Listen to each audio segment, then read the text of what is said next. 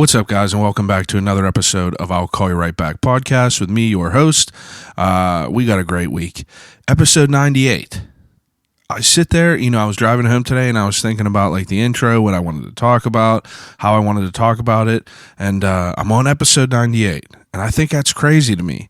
Technically, this is like episode 10, maybe 3, because I had a couple double week episodes, but 98 episodes, wild to me. It's crazy to think how far the podcast has came.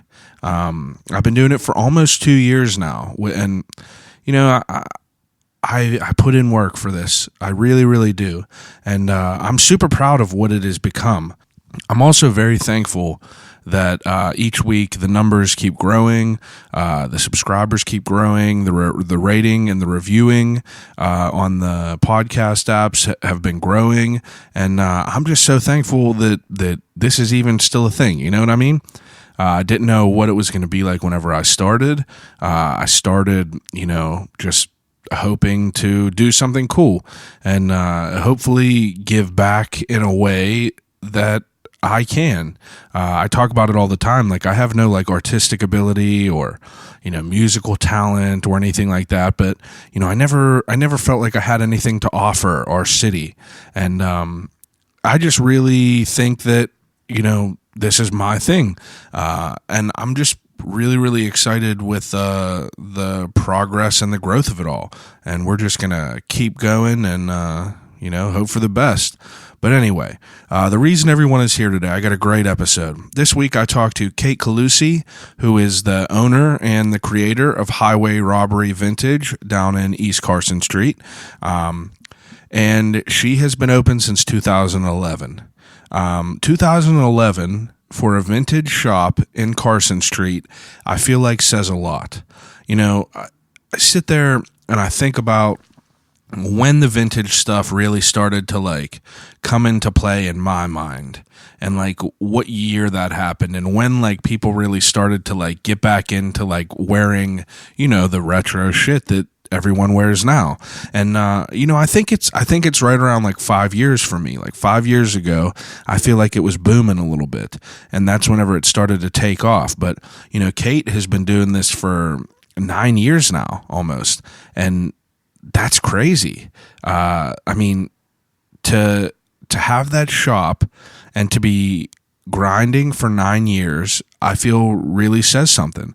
And Brandon from One Up, me and him talk all the time, and he hit me up and he was like, "Yo, dude, you should definitely hit up this Kate girl from Highway Robbery."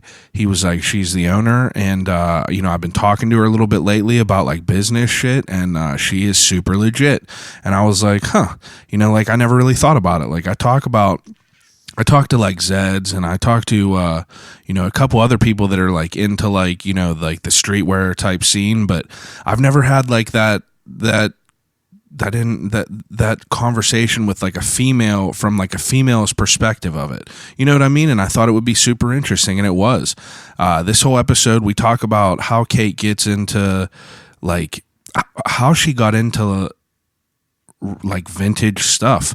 I don't really know what to call someone that does what she does, besides being a business owner, but like, a thrifter or a vintage gatherer. I don't know. You could call it whatever you want, but we talk about where her love of all this came from, and we talk about like kind of her process in coming up and how she got to where she is today, which is owning her own store in the Southside of Pittsburgh. And it's a dope shop. Like, I've been in there numerous times, even before me and her have ever spoke. I worked across the street for a couple years, and like I would mosey in there, and there was always cool shit in there, very, very like vintage, like retro, like it was just a cool vibe in there. She put off a cool vibe, and I thought it would be a cool episode, and it was. We talk about like random shit that like was blowing my mind a little bit. Like, Kate worked at Wilson's Leather in the airport before 9/11.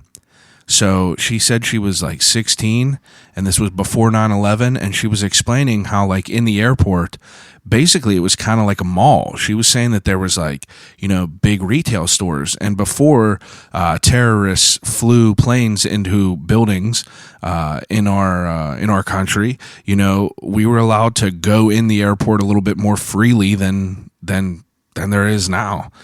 She was saying you didn't even need like plane tickets. You can just go in there and shop. And it was pretty mind-blowing to me to listen to, because I never really thought about that. And Kate was working in a retail store during the period of when 9/11 happened. And honestly, I feel like that was one of the most interesting things that I've heard. We talked about like what it was like before it, and then what it was like after it happened. And that was super interesting. And then, we kind of talk about how she kind of went to, she went to LA. You know what? I ain't even going to get into it. Listen to the episode. It's really, really great. We had a great conversation. I'm excited to get it out. And without further ado, episode 98 of I'll Call You Right Back podcast with Kate Colussy from Highway Robbery.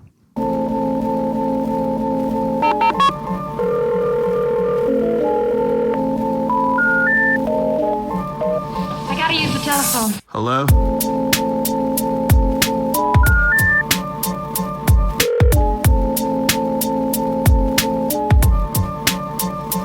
Telephone. I'll call you right back. Call you right back.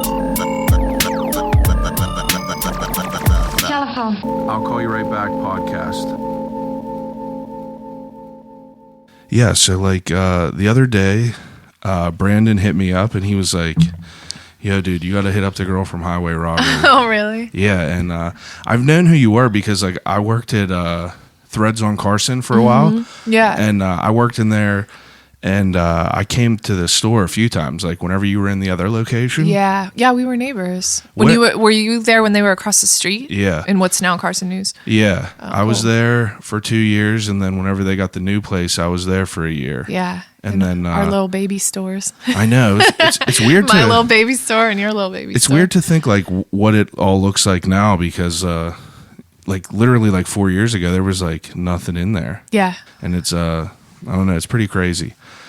So you guys opened in you opened in 2011? Mm-hmm. And yeah. This is like this is all you? Yeah. I did it on my own. That's awesome. Yeah. And could I you said you're from Aliquippa? Yeah, I'm from Hopewell, which is like a little subsect of Aliquippa. Yeah.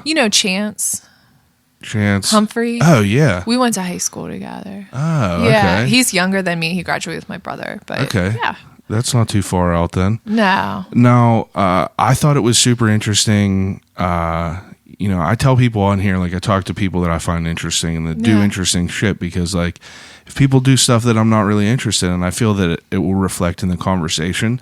So I was like thinking of like why I'm interested. That's a great question. I was thinking, why are you interested? Well, I thought about a good way to think about it. So like right now, I would say like, with all this like hype beast shit that's happening around, like it's bringing like vintage shit is coming back, and it's coming back pretty aggressively, and it's probably been doing that like the past 5 years. Would you say it's been like growing? Probably. Yeah, I'd say 5 years. Because whenever I'd say I was at Threads maybe in like 2015, and I remember seeing like an influx of like vintage inspired type clothes, like almost like concert t-shirts that were like bleached looking and like weathered. Yeah. And then ever since then, it's like people were, you see like fanny packs and all kinds of wild shit. And like, I never really talked to anyone that any like female perspective of the vintage and resale type lane. I talked to Zed because like, I kind of know that lane of that shit, like the NWO shirts and everything. Right, yeah. And like that kind of stuff is like more my wheelhouse, obviously. Sure. Like Supreme and all that. And I never really understood like the whole game of the female end of it. And you sell both, right? You sell men's and female clothes? Yeah, I do. And a matter of a few years ago, I was selling Zeds type stuff a lot Yeah. too when there was no Zeds. Like the sports and everything. Yeah. Yeah. And I think I was one of probably the first actual vintage stores to carry T-shirts. Yeah, that's what Brandon said to me. Yeah, no one Brandon- had T-shirts back when I started. And that's where I was like, damn, like that's pretty interesting to think about because like, I mean, you've been doing it for 8 years. Mm-hmm. And now, I mean, were you into like thrifting and stuff like that a long time ago? Yeah. Can I ask how old you are? Sure. Yeah, I'm 34. Okay. So, I mean, it's just a good way for me to base things. My brother's Sure. the same age. Yeah. So, I mean, like whenever you're growing up and everything, were you into all the older stuff, the vintage, all that? Always. Always. Yeah. I Really? mean, when you're from Beaver County, you go to the Dirt Mall, Yeah. Rogers, Ohio. Rogers. Oh, Rogers. The old Dirt Mall. Oh man, I've never been there Yeah. yet. People yeah, have been we were telling me all kids. about it. We would go all the time. All the time. That's the one that's on like Fridays, right? That's like huge. Yeah. But it was so good back then. It was so different. Like Yeah. now it's all like a lot of like made in China stuff and half used bottles of shampoo and like tchotchkes. weird junk. Like Yeah. it was cool junk back then. Like just and you could go with as a kid with like $5 or $10 that you earned somehow and Yeah. pick up really good stuff. Yeah, actual cool stuff. I grew up in flea markets. Like my yeah, dad. yeah, then you know. My dad, like, I remember coming home. I was at like a half day kindergarten type Yeah. thing. And I remember coming home.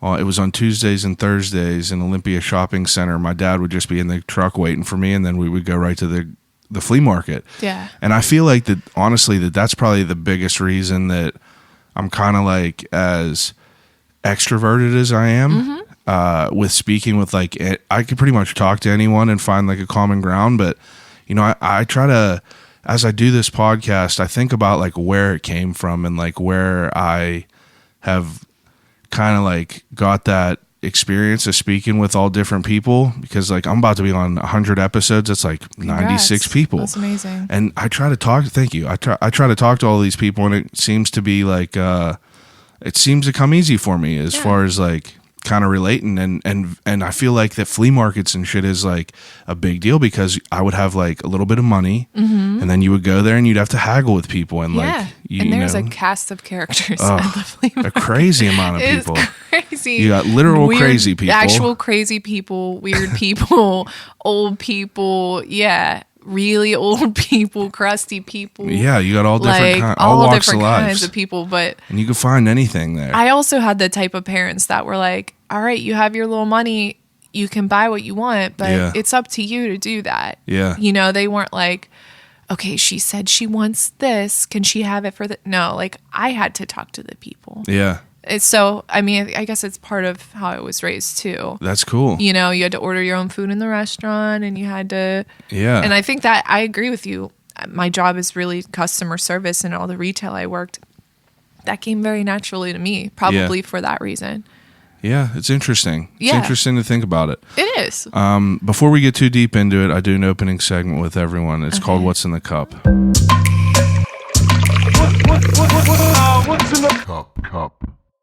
What's in your cup? It's Tom Tucker mint ginger ale, Tom Tucker. It was going to be Jamaica's finest. Jamaica's finest. That's what it's Spicy called. Boys. Spicy Boys. Well, do you know Jess Clowney? Her husband's name's Scooter. He owns Crown Barbershop. You might know him from like skating. And Yeah, stuff. I might have known who. Yeah. The Scooter is what reminds me of the name. Yeah, his actual name's Scott Clowney, but Probably. yeah, you might know him from around time. But she and I are good friends, and she calls them Spicy Boys. And when we get together, So maybe I was wrong whenever I talked to them because they said something spicy. yeah. And so I guess they did have it over there, but I was like, "What spicy?" Well, I stopped in the North Side Giant Eagle, which is not good, and they have nothing ever. So I shouldn't have even bothered. But Yeah, well, I Tom mean, Tucker's good too. Tom Tucker is. It's really good. Tom Tucker is. I feel like people. It's you either love it or you hate it. Yeah. You know, I know a lot of people that dislike it, but I know a lot of people that like live and die for it. I don't keeps drink you a lot humble. of pop. Yeah, it does. know? It just it's very nostalgic to me. It is. It keeps you humble. And it reminds me of the holidays for some reason. Yeah. I feel like I only buy it around Christmas time.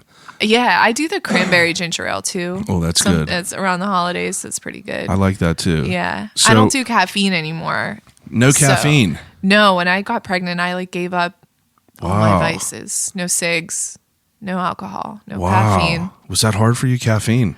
Yeah, I mean, I was a little sick in the beginning. Yeah. So I was like, you know what? I feel like garbage anyways. Yeah. Maybe now's my time. Like clean slate. Me and him, clean slate. That's great. So, and I have dipped a little bit in the caffeine when it's been dire. Yeah, when it's dire. Yeah, but for the most part, yeah. I'm Now, off whenever all that you have stuff. caffeine now, is it like, can you feel the benefits from it? 100%. See- I put like, if I make a thing of coffee, if I have 3 scoops in it, 2 are decaf and 1 is caffeinated, Yeah. I'm like zipping. Really? I'm zipping and singing. I don't even know what that feels like anymore. Woo! I just rip coffee all day. I used to be the same. I used coffee and cigs all day. There was nothing better. See, before I do take it back, but before I was a coffee person, I was an energy drink person. You know, like a Monster in Yeah. the morning with like a cigarette, and you're living the dream. Don't even- Little brand new one, and you're just riding to I'm work. gonna be off the wagon by the time this is. Yeah, you know what I mean. Like there is no better feeling. Man, And in then your car when it's cold out, window down a little That's bit, smoking your cig. That's it. Going And where you need to go. I'm like 5 years off of cigarettes now, and I've never had one since then. It completely just cold turkey, never had one. But I've Good never for had you. I've never had a craving, and I think it helps because I don't drink either. Yeah. And I feel like that's a good thing because I feel Totally. like alcohol is a bad for yeah. cigarettes, because even people that don't smoke cigarettes will want a cigarette whenever they're drinking. That's the main reason I haven't drank since I've had my baby. Like It's I crazy. know the first thing I want to do is smoke a cig. Absolutely. And if I smoke one, I'll be under a bridge with 5 cartons of cigarettes around me, like 15 Crazy in relapse. each hand. Yeah, like I'll be died of cigarette overdose. That makes sense though. I can't. It's, I still think about it all the time. Smoking cigarettes. Yes. I All like the the time. habit of it. I think of the habit. I never Yeah. have a craving of a taste Yeah. or anything, but it was weird for me because like whenever I started, I think I started whenever I was like 17 on Camel number 9s, the teal. Okay, and I Great choice. only bought them because I liked the teal color. I didn't even give a shit about cigarettes. Yeah. I liked the teal color, and I collected Zippos, and I was like, fuck it, I guess I can use one now. Right. And I remember smoking them, and then I went to Smooths because they tasted like peppermint patties. I was on Smooths for a while. Yeah, and then Camel Oh, man. menthols. Good times. And then, but I would go from I would be like a chain smoker. Yeah. And I shot pool a lot. And if I shot pool, I would rip through a pack Yeah. 100%. Easily. And I wouldn't even be smoking them really. It would just be like the habit of me having them in my hand. Mm-hmm. But, I don't know. They started making me sick for some reason. I would just Really? take a couple puffs of one and immediately have to put it out. Yeah, probably because they're poisonous. Yeah, that's probably why. probably why. I never thought about it. But it felt like a switch. It felt like I exhausted it so much in the beginning that it just my body was naturally like, you're done with it. And it was easy for me to give it up. But anyway, enough about vices before we man. both get back. Yeah. Stop at the I know we get 7-Eleven back on the in way this. home. No, damn it. Did you ever vape or anything? I think I did when vaping first came out for 5 minutes, and I did Yeah. not like it at all. Yeah, I bought It's a too big much work. I You bought a big put lightsaber. liquid in a thing. I'm Yeah. not trying to do that. And it's why even want to carry that thing around? It's yeah, it was like, mine was like a literal lightsaber. oh my God. They were And- huge. Yeah, I felt and like a total dingus. Yeah, I was and not trying to. They tried to sell me Yeah. a lanyard Oh, to hold it. To, You said no, right? Yeah, I was like, I'm not wearing that lanyard. But it was a lanyard that it had clouds of the vape shop where I bought it, spelled out the name. It was the one in Castle Shannon. I can't remember the name of it, but Shout they were out to that. this is $5. You could get it, and it just hangs from your neck, kind of. And everyone in there was wearing one, and they would just be like, "What's up, bro?" And you'd be like, man. it's not what I like. But anyway, so You dodged a major bullet I not dodged getting that it. lanyard. I dodged it with that lanyard. You might not even be married right now. She might have said no. She probably would have. Anyway, though, so you're wearing, first thing I see is Nirvana shirt. Okay. Yeah, my look prior to coming here was not even suitable for a podcast. So Really? I mean, I was at home with I'm usually my child just- all day. I'm so usually it just in was scary looking. cut off sweat shorts and a cut off. But My house was cold for some reason today, but so like I said, I talked to Brandon about you, and he mentioned that you were like the first one down there to start doing vintage stuff, and I remember thinking like, you know, I've went in there numerous times, and you always had cool shit in there, but it's always just been like you know, mainly women's stuff or stuff that doesn't fit me. You know, I'm a husky kid. I never get luck finding anything. It's tough. You know, you could probably find luck with Harley. Harley, yeah. That's a good point. Some of them things go pretty high. Yeah. And maybe band t-shirts now and then. Yeah, that's a good point. They're so expensive. They are, and it's crazy. And that's something that we'll get into as well. So your first experiences of you being like a what would you even call it? Like a thrifter, vintage finder? I guess. Yeah, I don't know a good word for it. I don't know either. I don't know. So, but it was whenever you were just going to like the flea markets and stuff? Yeah, I mean, this is like when I'm a kid. Yeah. Like, yeah. And there was a really great antique mall type situation on the way to Rogers that I would hit too. Yeah. That's not there anymore, but yeah. And where then do you think that comes from? Like, were your parents into it? Like, no, but I mean, we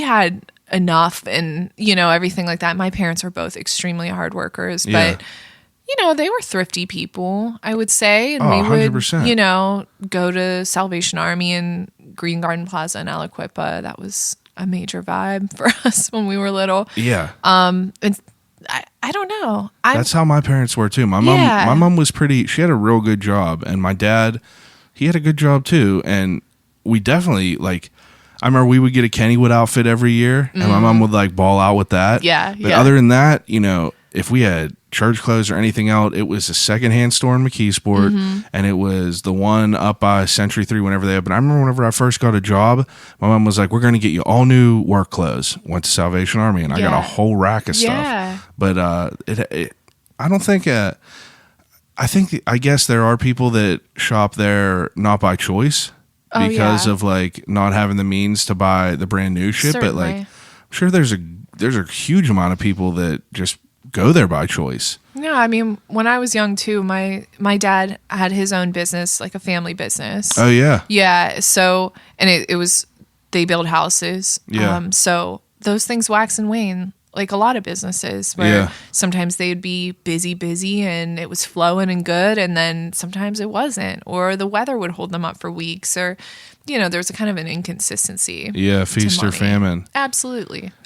We did a lot of school shopping layaway at Hills in Aliquippa. Oh, Hills. Ooh, Hills. That's a good name drop. Yeah, it smelled like popcorn in there all the time. We had Ames next to us. Our Hills became an Ames. Maybe they all did. Maybe the one... Yeah, they must have bought them, I Maybe guess. my Ames was a Hills at first. Oh. Who knows? Where did your entrepreneurial bone come from? Was it from your family having like the business and stuff? Probably. Yeah. I think so. I had a lot of respect for my grandfather. He started the home building business, and he literally he lived on like a goat farm, like in a house on a farm, and he didn't have anything, and he just built it up over time, and he had a good reputation, and that's really people cool. he started doing remodeling jobs, and then ended up doing bigger houses, and then buying some property and doing some things like that. So one brick at a time. Absolutely. Literally, he was a bricklayer. That's how he started out. Wow. Yeah. That's and really that's how cool. he learned how to build houses and went from there. And then my dad followed suit. Probably the hardest working person I've ever met. Yeah. And yeah, I think so. I think I guess it's just different when you like live that. You see someone, your family, and that's how they made a living. Yeah. And it doesn't seem impossible to you. Yeah, that's a good way to think about it. You're like, oh yeah, people do this. I had like both tastes of it. Like my mom was, she worked super high in PNC, and then my dad was, you know, self-employed, you know, construction, fixing shit, just like a anything. salt of the earth type yeah. guy. So that. I had like both tastes of it. It's like I have like the corporatized mindset a little bit from my mom, and then like the, you know, the entrepreneurial side kind of from my dad. That's great. And I feel like that was beneficial coming up because, like, I don't know, I guess I work in a corporate environment now, but Not really. And like, I guess this is kind of like entrepreneurial, Totally. the podcast stuff. Totally. I'm just trying to find my own way with shit. Now, what was like your first experience with like, were you into like just buying the vintage back then, or were you just like, were you selling stuff too? I started selling stuff later on. I mean, Yeah. I wore it all when I was What kind of stuff were you into? Were you back like, then. Yeah. There's a picture of me in second grade. I'm like in the woods playing, like walking across a log. And I have a 1940s like tooled leather purse Oh my god. that I got at Rogers, Ohio. Like I was a weird child. That's all right. I wore A suit special jackets child. and carried attaché cases in high school. Yeah, see, we would have been friends. 100%. I wore a ridiculous tweed jacket, and my mom was like, "You're not wearing for that. You're not wearing that for senior pictures." Oh, did I you was do like, it? Oh yeah. Yeah, you have to. Yeah, I got after she made me take all her generic photos. I got Yeah. one with my fitted hat that was embroidered on the front Sick, yeah. with my nickname, and then a white tweed jacket, and that was my grad man. party invite. Laying down on the side with an America T-shirt on, an America skate man. T-shirt. Just absolutely Those ridiculous. Senior pictures now are like super cute. Yeah, now they're nice, but Back then they were like, okay, take 2 steps on this ladder and look then like like an- turn around just your head. Yeah. Or like lay on this mirror. Cock your neck to 56 degrees and look the most awkward you could look. Yeah, lay on this mirror and we'll put an American flag Oh behind yeah, the you. mirror. I Yeah, forgot remember about that. People did that. Or they'd have like, whatever, 2002 Yeah. numbers, and you just had to like put your elbow on it and like I never understood gently it. rest.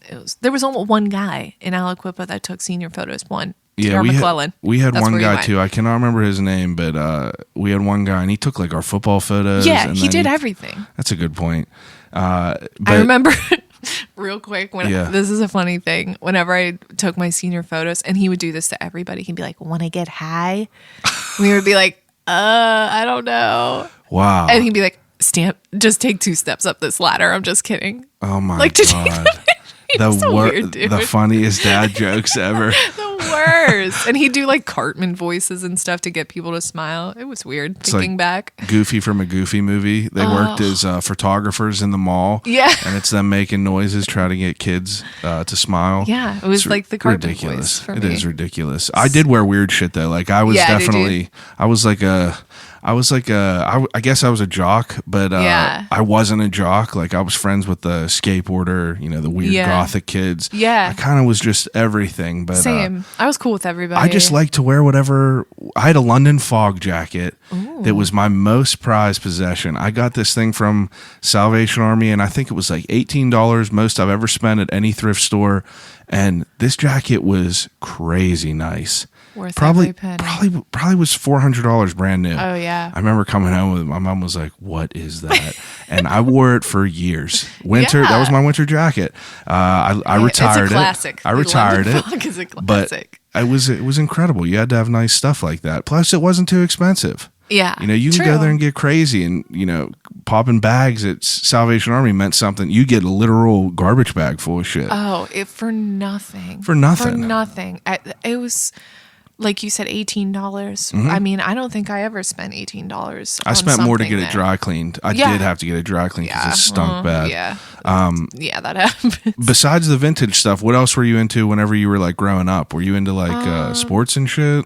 No. No, not a sports person. No, I laugh because I look back at my yearbook like not that long ago, and I'm like in the track picture, I'm in the soccer picture. I think I did track for 3 days. Oh, that's cool. I think I was a majorette for Is that until it the- got cold, like a is that- baton twirling batons, yeah. flag. But it's like I didn't make cheerleading. Yeah. Like I didn't make it because they said I was too monotone. Oh, really? Burn. Yeah. That's all right. Fuck them. Rude. Rude. Rude. I'll Too never forget. monotone. Hopewell High School. Yeah, they didn't want somebody like, yeah, go Vikings. I think about it. I get it. I played football for probably like 15 years. Like captain of the team. I haven't watched a football game in Really? probably like 10 years. Really? I never really cared about watching it or anything. And I think I've been really thinking about it, like revisiting Yeah. my choices in high school now. And I've been thinking like, why did I play football? And I honestly don't have a good I don't have a 'Cause good. it's what you did. I just If did you're it. a guy of a certain stature, Yeah. just sounds like you were. Yeah, Then you did it. Just what That's I did. what you did. And now I think about like all the people, all like the NFL people that are like, killing themselves and killing other Yeah. people and beating people because CTE it's and, crazy. yeah, and it's just forget like it. I'm just running full speed into people with my head. Yeah, I do not want my son to do that to his head. I don't blame It you makes for me that. sad. But I dabbled. Yeah. I was a dabbler in high school. I did like musical, and I was a vice president of the Latin club. Really? I was class president. I So did you tried a track for different 3 bunch of different days. shit. Yeah, I just tried everything. Yeah. Everything. I was in the same vein. I started fly fishing club in You school. started the okay. Yeah. Yeah.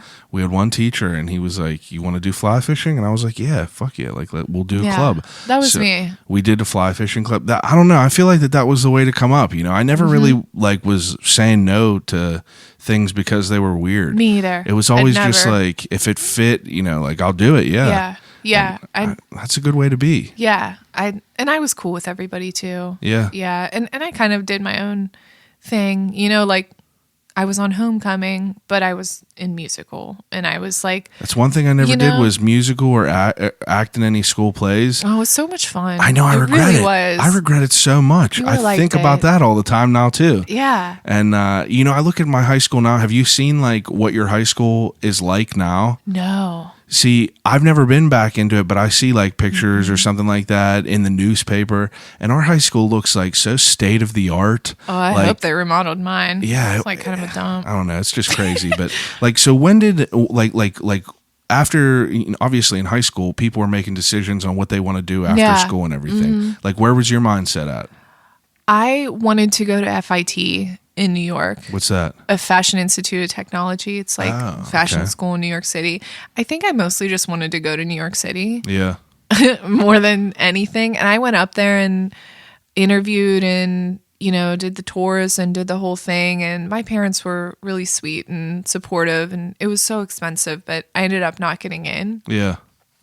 And I kind of had all my eggs in that basket. But so then I ended up just going to Kent State. And I think Okay. I was like kind of bummed on it and I for sure didn't take it Serious. serious. No. How can you? I mean, like, I still don't I was understand. a total turd. Like, I'm not going to lie. I failed out of Slippery Rock my first year. Okay, good. I just did not. My first semester, I got like A's and B's. I was like, oh, we're in Yeah. college. Like, it's cool.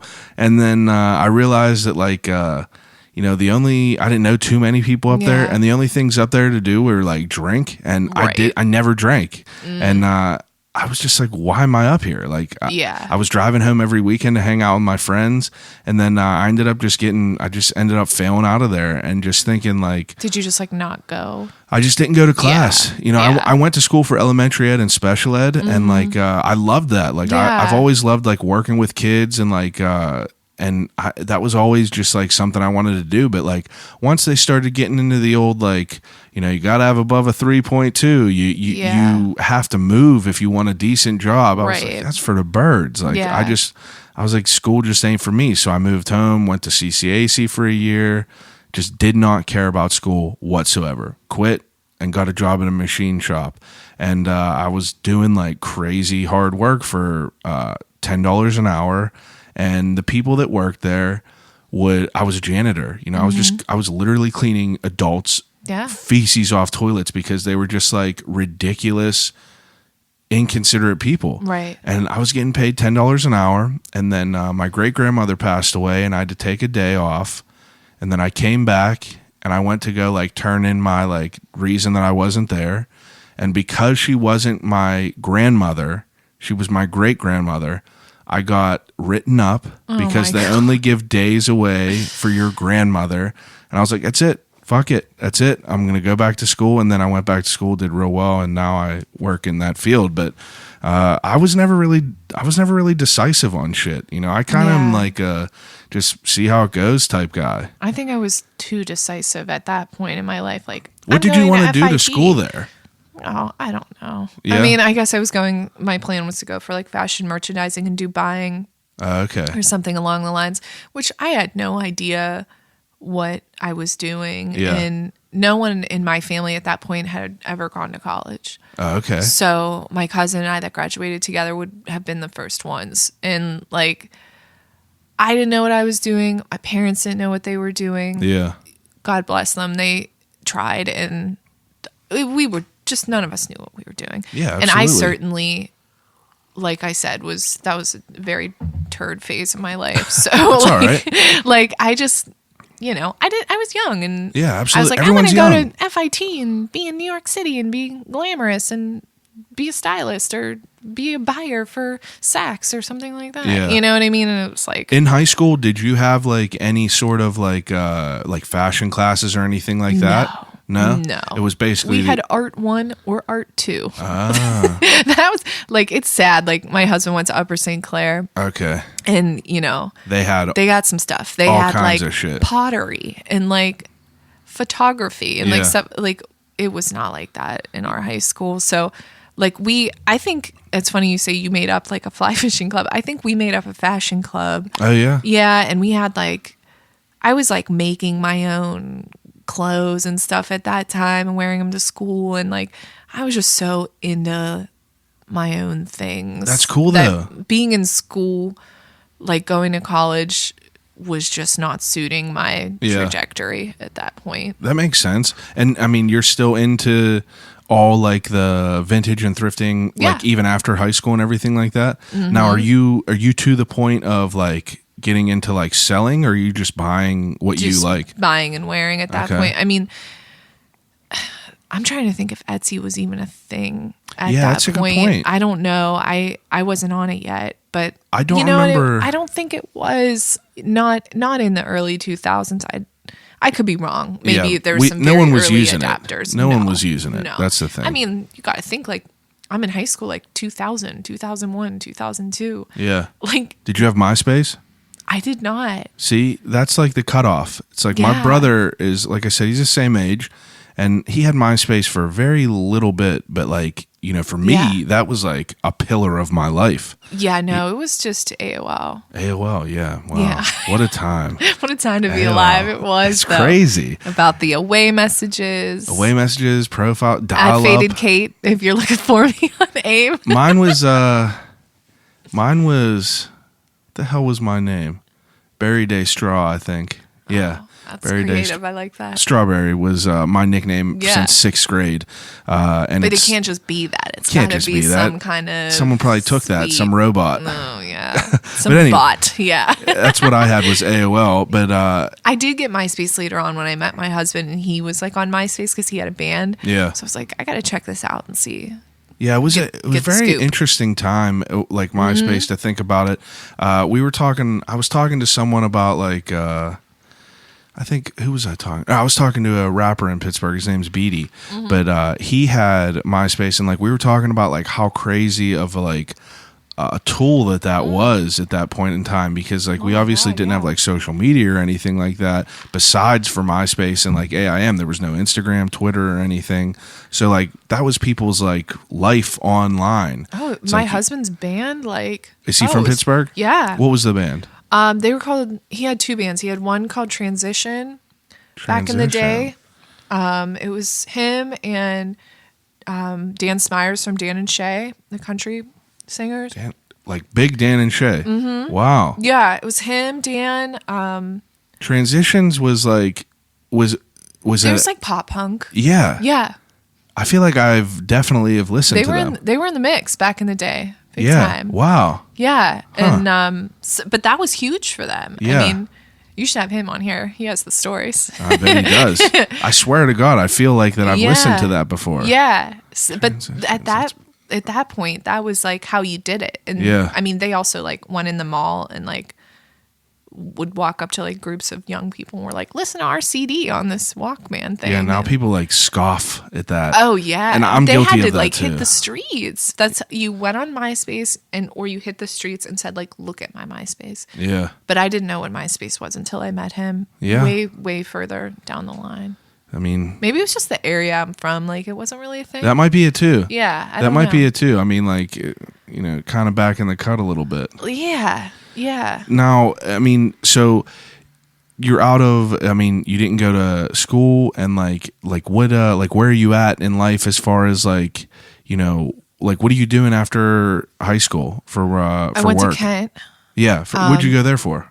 Fashion merchandising. Okay. Yeah. When I got there, I always worked. I worked since I was like 14 or 15. Yeah. And I like to work. Yeah, me Always too. have. I've always liked jobs. Yeah, same. I just like being somewhere and like having. Yeah, but I like the independence of it when I was younger, and I just still like to work. But when I was at Kent, I'm trying to think. I needed money right off the bat there. Yeah, and absolutely. I did. I stood there and had the people in the art classes draw you. Oh, really? Not naked. Yeah, you did that though. Yeah, not the naked ones. I didn't have the like balls for that at the time, which in retrospect I should have done it because they made more money and I was like cute and 18 and who cares? I wonder how much people make it for naked drawings. I forget what it Probably was. a decent amount. No? Not that much. I guess it was, not. Yeah, I'm trying to think what I made to do a not naked one. I think it was like, oh my gosh, like $25 an hour or something. Oh, okay. And it was like 2 hours. That puts in perspective then. Yeah. So, but at the time, Yeah. it was fine for me. Yeah. So I did that for a little while. And then I got a job at Saks Fifth Avenue in Cleveland. Oh, okay. Because I had my car up there. Yeah. So I was free and I could do that. So I started in the gift wrapping, which is like the lowest of the low. I bet it was. You're probably just getting shit on the whole time by these people. 100%. Wow. Oh, it was. I just got scorched by people. Absolutely, Like you'd that have I to. didn't. Especially the people that are in Saks. Oh my gosh, the Better people wrap that that worked up. there scorched me.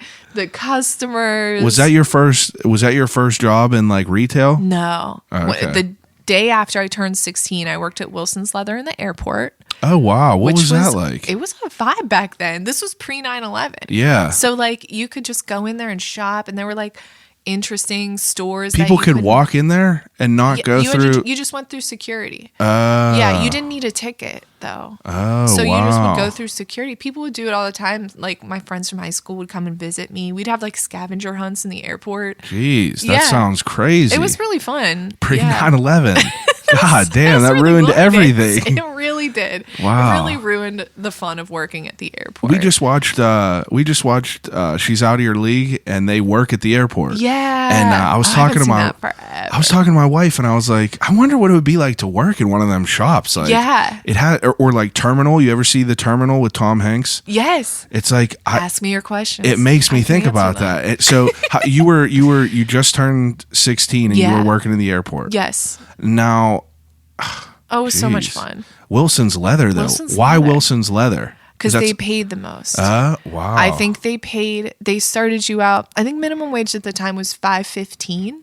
Damn. And they started me at $5.45. Wow. That's a big deal for being 16. I mean, any and I money felt is like big. so official. Like it was like a nice store, and they sold like what to me at the time was fancy things, Oh, like yeah. purses that were like $70. Oh, I remember going in there with my mom and thinking like, I ain't touching nothing. Yeah, yeah. I mean, and you had Smelled to have like, good though. Yeah. Oh, yeah. It was a good smell in there. You had to have product knowledge, and I think that appealed to like the like dorky, fashiony side of me. That's you know, good, though. I That loved makes the sense. product knowledge. Yeah. And yeah. Oh, I loved it. This one comes with 4 zippers. you Yeah, know, like- it's cowhide, tumbled cowhide, and yeah. Wow. So how long did you work in the airport? Till 9/11. Oh, did you? Yeah. Really? Wow. Yeah. Oh yeah. I remember I was supposed to work like the next day, and they just all non-essential things. They just were like, "Don't come here." Really? Yeah. It was really spooky. Like, You weren't there that day. no, I was in Okay. school, and then my cousin Wilson said there are two stores in that airport. In 2 different terminals. Oh, I didn't My know cousin that. worked in the A terminal store, and I worked in the B terminal store, and she was supposed to work after school Jeez. that day, but everything had happened in the morning when we were in school. Yeah. But yeah, like after that, we did go back to work a few weeks later, but it just wasn't the same. Yeah. Everyone got to be like whispering. Like, It was so spooky. Yeah. It was so weird, and the vibe was horrible. My parents like didn't want me there anymore. 18. So what? You're 16 when this happened. Yeah. Yeah, like that got to be crazy. I was in 5th grade, so that got to be what, maybe like 12 or something, 13 maybe. Yeah. It was 2001, right? 2001. Yeah. Oh, I was 11. Yeah, I was 11. Yeah. Yeah, I just remember that. It was a super bizarre time. It was like I sometimes forget about all the like nuanced things that went around that happening, and like I kind of forgot about my airport times, and like it was really scary. Yeah, if I was a parent, I would be like, "You ain't working there anymore." I'm like, Mom, but I make $5.45. She's like, I don't care. So that was just done for you then? I stayed there a little while longer, but of course our business was hurt so badly. Oh, I didn't think about that. Yeah, because no one was traveling for fun. Wow. It was only business people that Do you had remember to like travel. the difference of like the influx of people before and after? Completely different. Wow, Completely I never different. thought about that. Well, you got to think there was no mall at Robinson at this time. Wow. So There wasn't? no, they were just building it right around when 9/11 happened. It hadn't even Damn. opened yet. So Wow. like there was nowhere to shop. Like there was no Victoria's Secret. There was Victoria's Secret in there. There was a Wilson's. There was, some like cool like little jewelry stores and sunglasses places. There was nothing. There were no malls in the like Moon Robinson area. Now I guess that's why people would go there to people shop. would go there to shop. Yeah. They really would. People would come and do their Christmas shopping in the airport. Huh. It was a thing. Like it was so different when you think of there was Robinson Town Center, which had like okay. Fashion Bug and stuff. There was no. That was it. Nothing there was what no it was. mall. Wow. That's There a good was point. Nothing on that other side now where like Target, and there was nothing over there. Literally nothing. So Wow. once that happened, we weren't even getting people like on vacation or anything. Like no one was flying unless it was totally essential and you were going to like lose your job. So there was nobody flying for fun. We were only getting business people that were like in and out. And then no one could get in the airport that wasn't a traveler with a ticket. So our business was just like killed. Yeah. So like a few months after that, they were opening the mall at Robinson. So I transferred to that store. Oh, Wilson's Leather in there? Yeah, and I opened when that mall opened. Wow. So I mean, it kind of worked out for me. But my cousin stayed a little while longer. It was just a bummer. Yeah. It used to be so much fun, but it just was truly never the same, obviously. Yeah, after I bet. that. Now, Wilson, I mean, where is that store still in there? No. I think In they the have mall? some outlet stores now, but they don't have any mall stores anymore. Yeah, I feel like, or not the mall. I'm in the airport. It's, Oh, no. Mm-mm. I feel like you said that there was like Victoria's Secret and shit in there. Mm-hmm. I feel like that whenever I was just in the mall, they don't have like other stores like that anymore. And I guess there's no reason to have them if people can't just go in there to shop. You got to think, too, there was no online shopping back then. Damn. You know what I mean? Wow, that's crazy to think about. Welcome to Grandma's world here. Yeah, there we go. Jeez. Yeah, no. So Wilson's Leather at Robinson was where it ended up. Yeah. How long were you there? I was there till I graduated high school, and then I went to Kent, and then I come back, and I think I worked one summer there, like after my freshman year at Kent. Maybe, I don't remember. No, I don't think I did. I worked a holiday. Holiday, what's that? Like whenever I was on break from school, I would come back and store. like, no, I worked at Wilson's was still my jam at this point. Did you go through all of Kent? No.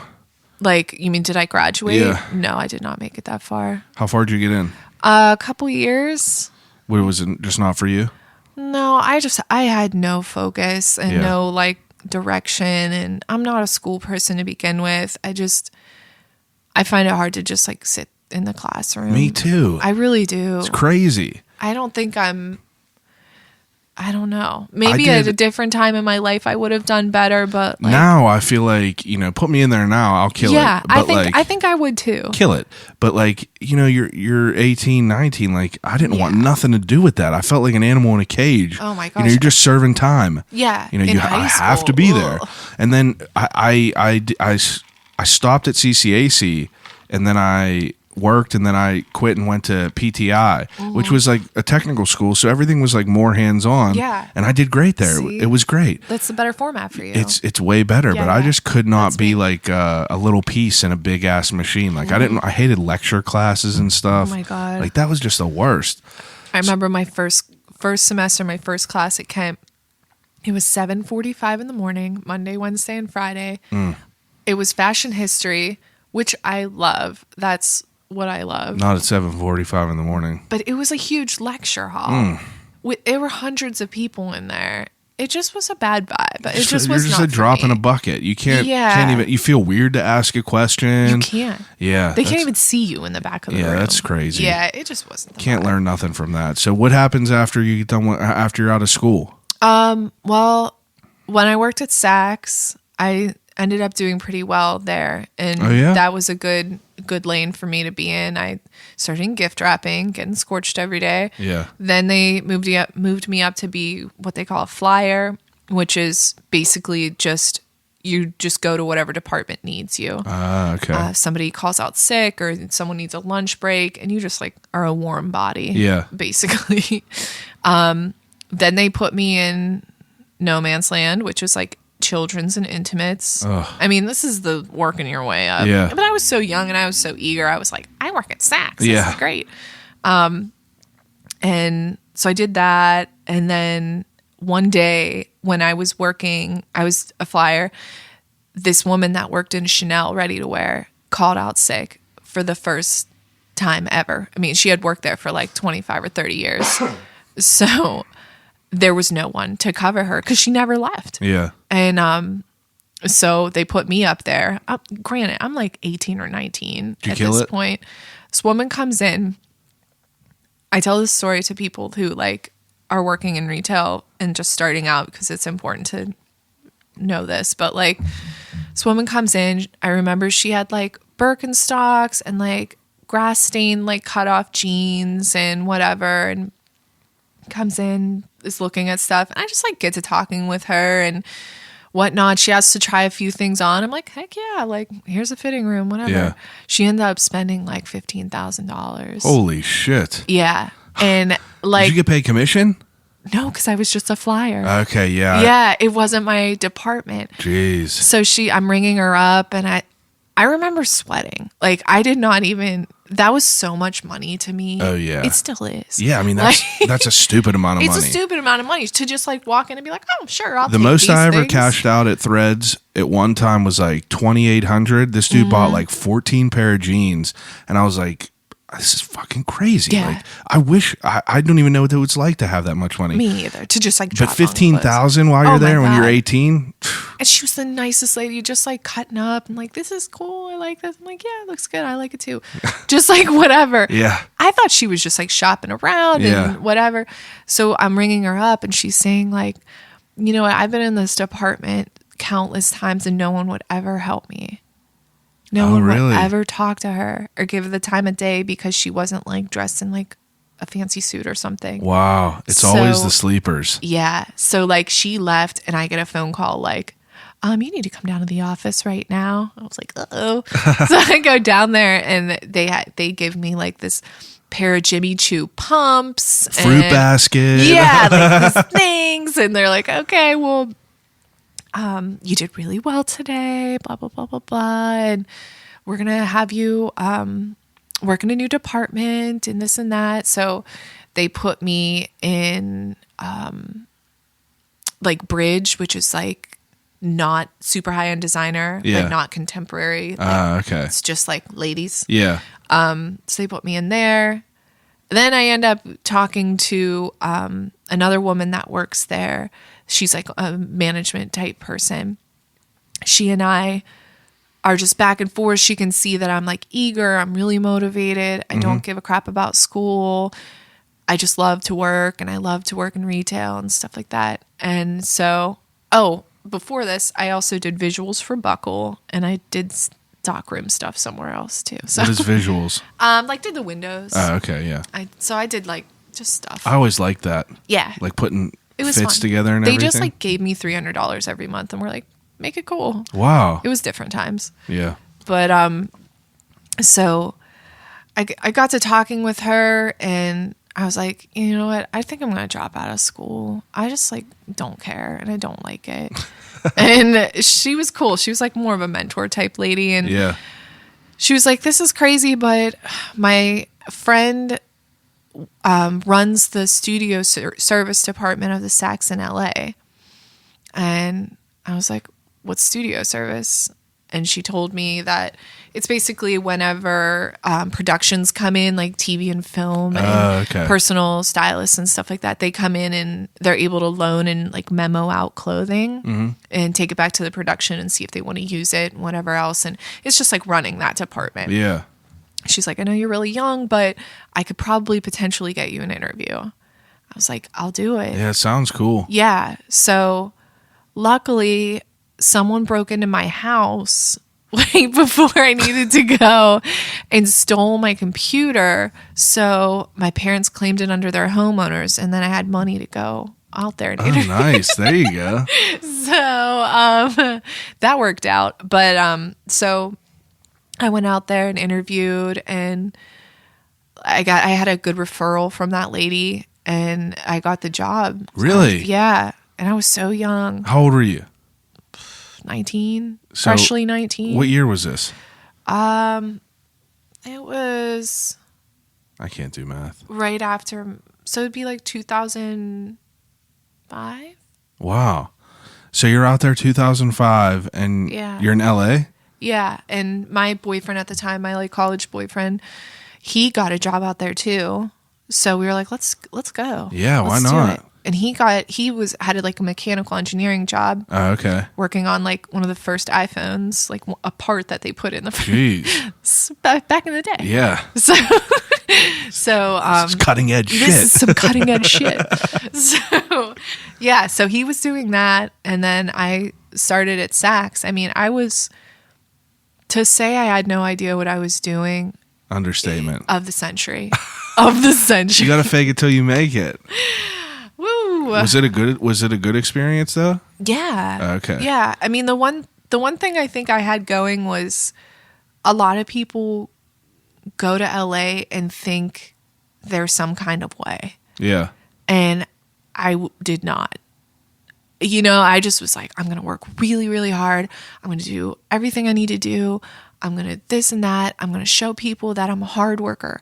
Like most people that go there, like, I'm going to show people I'm cool. Yeah. And like, discover me or something. Like, I was like, Yeah. I just want to work really hard. And most people out there are not like that.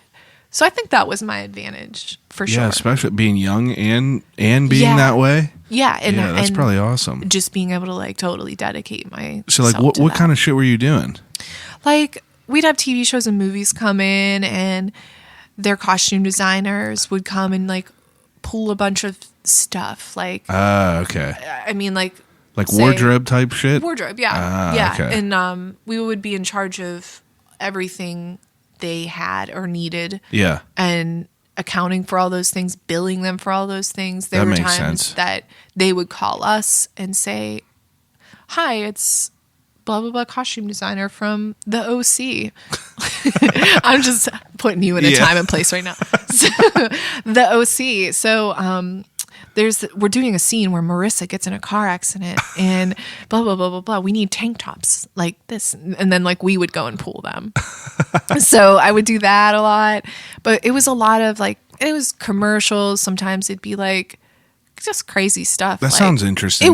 Every day was interesting. Yeah, that sounds like it would be real interesting. Like we'd have, hi, it's Christina Aguilera's stylist, and like the Grammys are in an hour. We need a Judith Lieber bag like now. So it's like small little like trials and tribulations that probably it's I don't know, that's just cool that like I don't know, it's different problems that you got to solve, but always those are better than like, you know, like my problems at work are like, yo, this piece of pipe doesn't fit. And that's kind of more boring than, hey, we problems need this are crazy. problems, Yeah, problems are problems. That's Problems true. are problems, and like the timing of things, it's always like yesterday. Yeah, everything gotta be yesterday. That's how it is like in the film business, I think, in general, in my experience. I bet. It's in the music industry and everything else. Like, now, how long did you work there?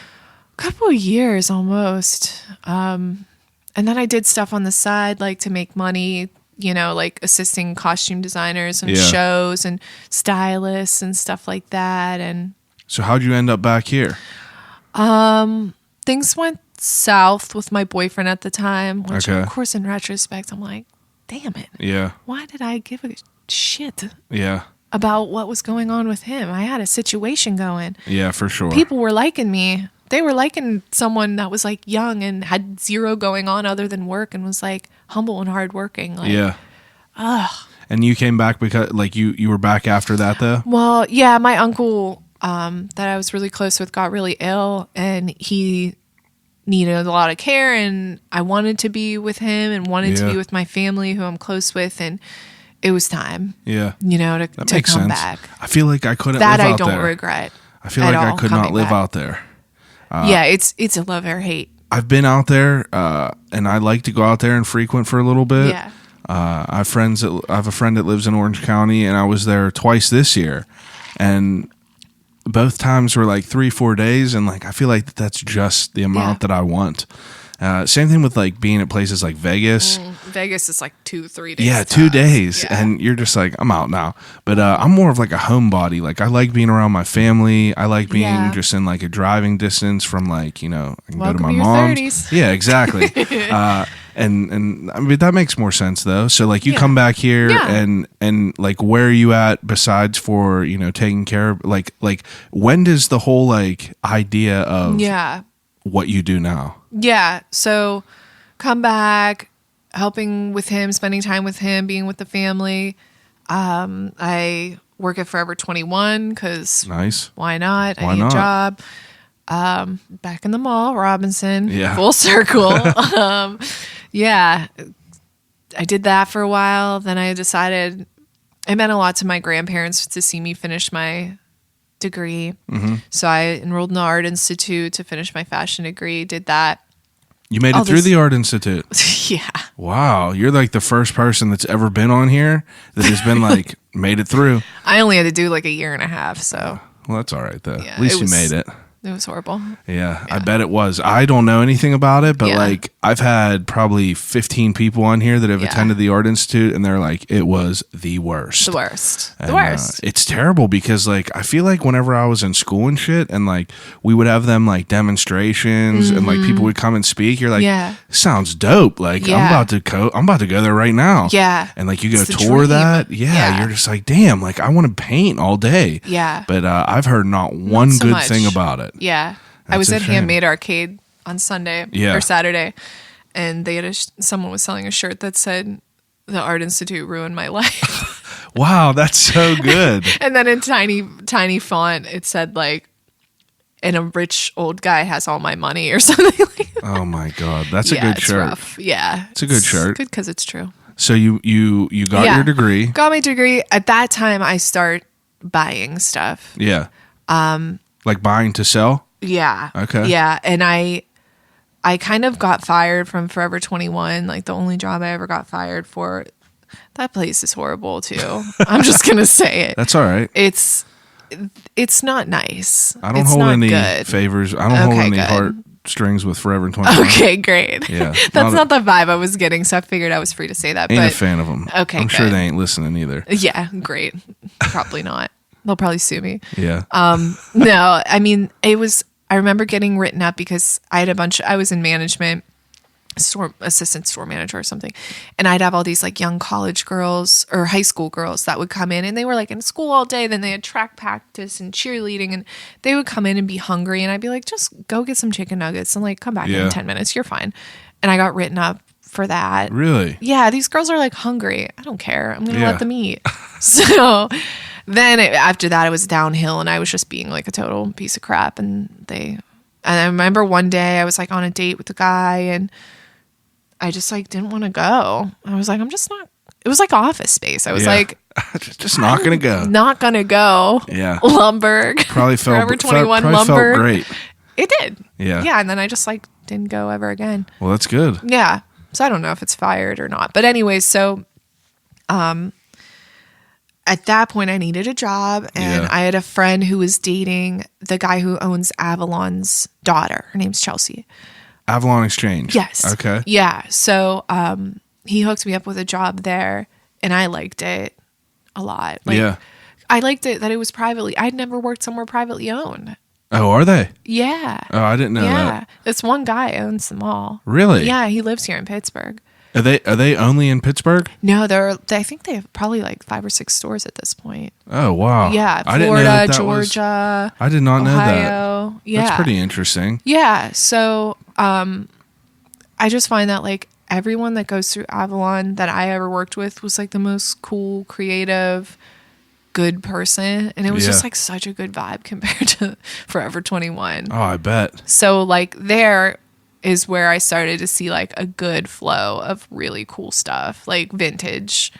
And I was really into it, and really like the owner of the store at that time wasn't super into it. Yeah. And no one else. I mean, the people that work there have such good style. They were into it. But would you say that like Avalon is like more like, you know, people that want to buy like the Abercrombie type stuff that's like sold to them? Or is it like, I feel like I might have only been in there maybe 1 or 2 times, but I feel like it was always just like kind of like more gently used type stuff. Like kind of like, I remember seeing a lot of American Eagle in there, stuff like that.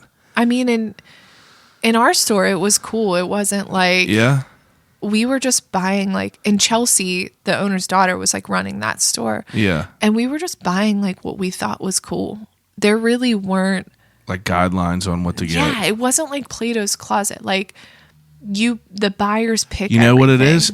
I swear I was thinking of Plato's Closet. Oh, That's okay. why. Yeah, no. I was thinking of Plato's Closet. Where they're like, we want mall brands. 100%. Yeah, no, we weren't like that. And I don't know how it is now. Yeah. I haven't been in there. I was in there selling a little while ago, but I haven't been in there like full on like you do when you're working somewhere. Avalon, isn't there one in like Oakland? There's one in Squirrel Hill. Squirrel Hill, that's it. Okay. Okay. I do know what you're talking about now. Yeah. And yeah, it's definitely different. Yeah. Plato's Closet. We would just like, I don't know, everyone that worked there was cool and had like unique style, and we would just buy like stuff we thought was cool. So were you buying all the cool vintage shit that wasn't like I was buying it for myself starting out. And then when I accumulated too much of that, I started on Etsy. Oh, that's how you started, was Etsy. Now, was it always Highway Robbery? Yep. Where does that name come from? I remember when Nasty Gal came out. Like, what's that? It's like a website. Nasty Gal. I feel like it's familiar. There's the owner of it. Her name's like Sophia Amorosa. She has a book called Girl Boss and kind of started that whole thing. But it started out as vintage and like indie designers, but it was really expensive to be on there. No, she had her own thing. She started on eBay. There's a Netflix documentary about her, I think. But she had her own website then, because I think she got kicked off eBay. And the vintage she was selling was like cool. I mean, at that time there weren't that many vintage stores like what you see now. Yeah, there were more now. like classic vintage stores with like lots of 50s and 40s and 60s. Yeah. I like that stuff too, but not catering to young people. Yeah. I feel like. So then as I'm like seeing that this stuff needs a home because I have too much of it, I'm seeing like what she's doing, and like these prices are Highway Robbery that she has on this website. We get this stuff in Avalon all the time. We price it at like $9 and she's selling it for like $60. Yeah. And so I was like, I should just sell it myself and call it Highway Robbery. And I understand there is more to it than that because she's paying these like amazing models and like doing all these That's a good point. You know, there's a lot more cost that goes into more that. moving pieces in the background. Absolutely. Yeah. So Highway Robbery is because of like, you know. Yeah. I remember just seeing Nasty Gal and being like, this is Highway Robbery. So then it's like more tongue in cheek, I guess, than anything else. But I like that.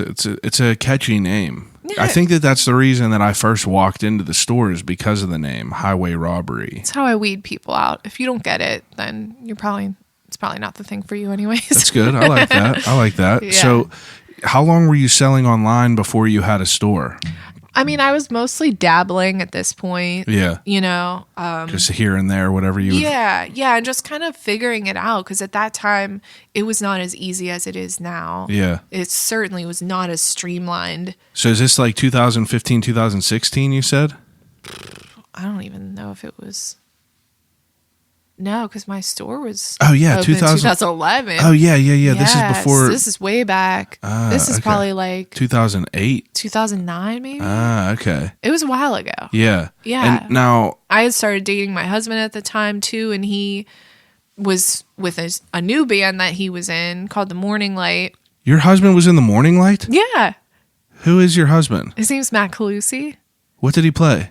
Guitar. Oh, my God. Wait till my wife hears it. Their 10-year show that they just did with Punchline. Oh, my God. My wife was blacked out. No. Having the greatest time. I'll sing you all their songs. Oh, no. Wow. I can't wait to talk more about it after. You got to have him on then. So unreal. That's crazy. Yeah. I was there. I was out in the audience. Oh, I was there too. Big ass pregnant stomach. Just living it up. That's crazy. Yeah. And so besides that. Okay. So when he was touring with Morning Light, they were going all over the country, van and trailer, V&T. That's so crazy. And I was there with them because I was working at Avalon, you know, and they were cool about stuff. So I'd like go out with them for a couple weeks here and there and whatever. Yeah. So as I'm going, I'm buying stuff. Yeah. And I'm going to little vintage stores all over the country where they're like already on it and we're not on it yet here. Yeah. Not like that. So I'm seeing stuff. Then he's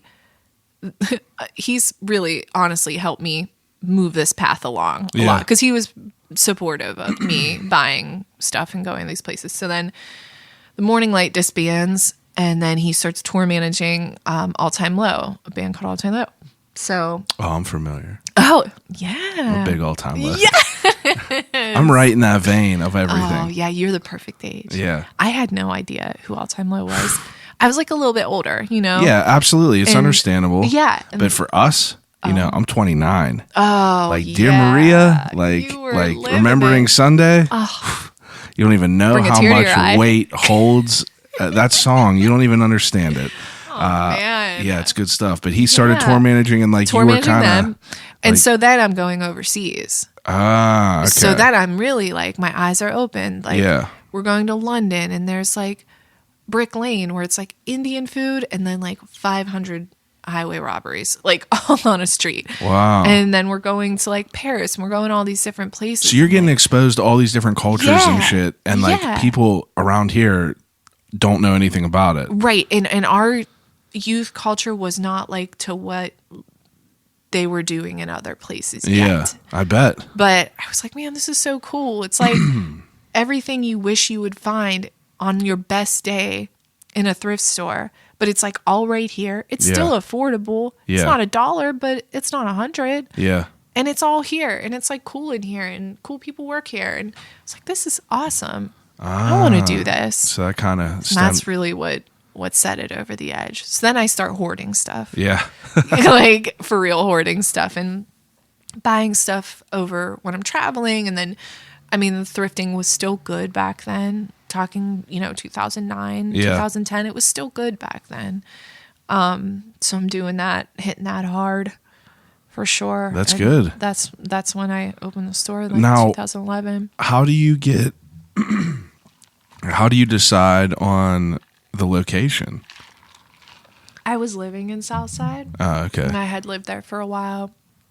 And my husband lived in Southside, and That's where it was. that's where it was. That's where That's it what was I meant to knew be. because I'm not from the city. Like I Yeah. didn't grow up down here, and that's where I was familiar with. Like Now, when you started that in 2011, like how many other stores are around there there was Yesterday's News, which was like a couple doors down from me, now? next to Deck. It's like no, back then. Oh wait, Yesterday's News. Is it the black building, right? It's now called Wink and Wax. It was like next to Decade back in the day. Yeah, I think. Now it's next to a store called Ethic. Oh yeah. I know what you're talking Yeah, about. Yeah, I know what you're talking about now. She had been in business for like 35 years. So it was her, Eons, and Hey Betty. So, but all classic style vintage stores. And then they had vintage in Avalon in a small amount. And that was it. Yeah. Now, whenever you started there, was it like, were you like freaked out to like start this, or were you? Oh yeah, I was scared shitless. Were you? Yeah. Well, I had taken out a loan. I guess, yeah. So I had like You have to be that on my scared. back. Yeah. Yeah. You know, just like, oh my God, these loan payments. I remember thinking like, okay, if I'm gonna, whenever my boyfriend at the time, next time he leaves for tour, I'm just gonna have to move into his apartment. Yeah, just to Because like save he a had an buck. apartment on Enon Way, which was between like 12th and 13th in the Yeah. South Side, and I was commuting from Aliquippa, Hopewell, whatever, because I was broke in between apartments at that time. That would be the worst. I like couldn't afford the gas. Yeah, So because I was so broke from doing the store. 100%. So when he left for tour, an all-time low tour, I was like, I'm just gonna move in here. Yeah, And I did. He came home. I was like, I live here now. It's that bad. that's all And right. he was though. cool with it. But yeah, that's kind of how that. Now, whenever went. you first started this place in there, like, what did you have? Did you have an idea of what you wanted it to be? Yeah, from seeing all the other ones, I just wanted guess, it to yeah. all be like wearable, Yeah, youthful stuff you can mix with current things. Because the vibe at that time for a vintage store was like, I want to look like Mad Men. You know, it was yeah, like yeah. it was in all the places I was visiting. It was more and more about mixing vintage, like wearing it every day, like mixing it with everyday clothes. Yeah, like interweaving it. Yeah, and it was, and there was people here doing that, but not like it is now. Yeah, not what it is now at all. So now 2011, like in the beginning, did you have like a good response? I think we might have been ahead of it a little bit, or my opening inventory sucked, Yeah, which it did. because you didn't have a good response. We did. Yeah. If you opened a store now, it would be completely different, but it was just early. Yeah, Like- I feel like that it wasn't like now. People that go down there, there's just like a crazy amount of places to go and shop Yeah, at. yeah. But if there's only like one or two certain things down there before, like it's not going to bring all the Right. foot traffic. Right. And at that time too, like the word vintage was not a buzzword. You know Yeah. what I mean? It was like, Was Decade there? yeah, Decade was there before I was there. When did they start? Like they started a few years before that, right? I want to say like 3-ish years. And now before he's that. on HGTV. He is. It's crazy. Yeah. But I remember, so like, I mean, there couldn't be that many people that were coming down there that time. No, that's the thing. It wasn't like a shopping. I was good for where I was because I was by Decades. Yeah. Then you guys came in at Threads. Yeah.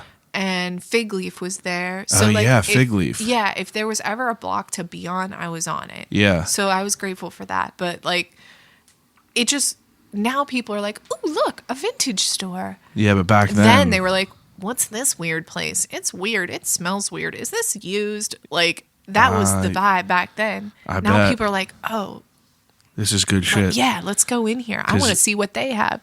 It was not like that when I first opened. And it takes a minute to like get your feet wet and see what people want and what they're willing to Yeah. try.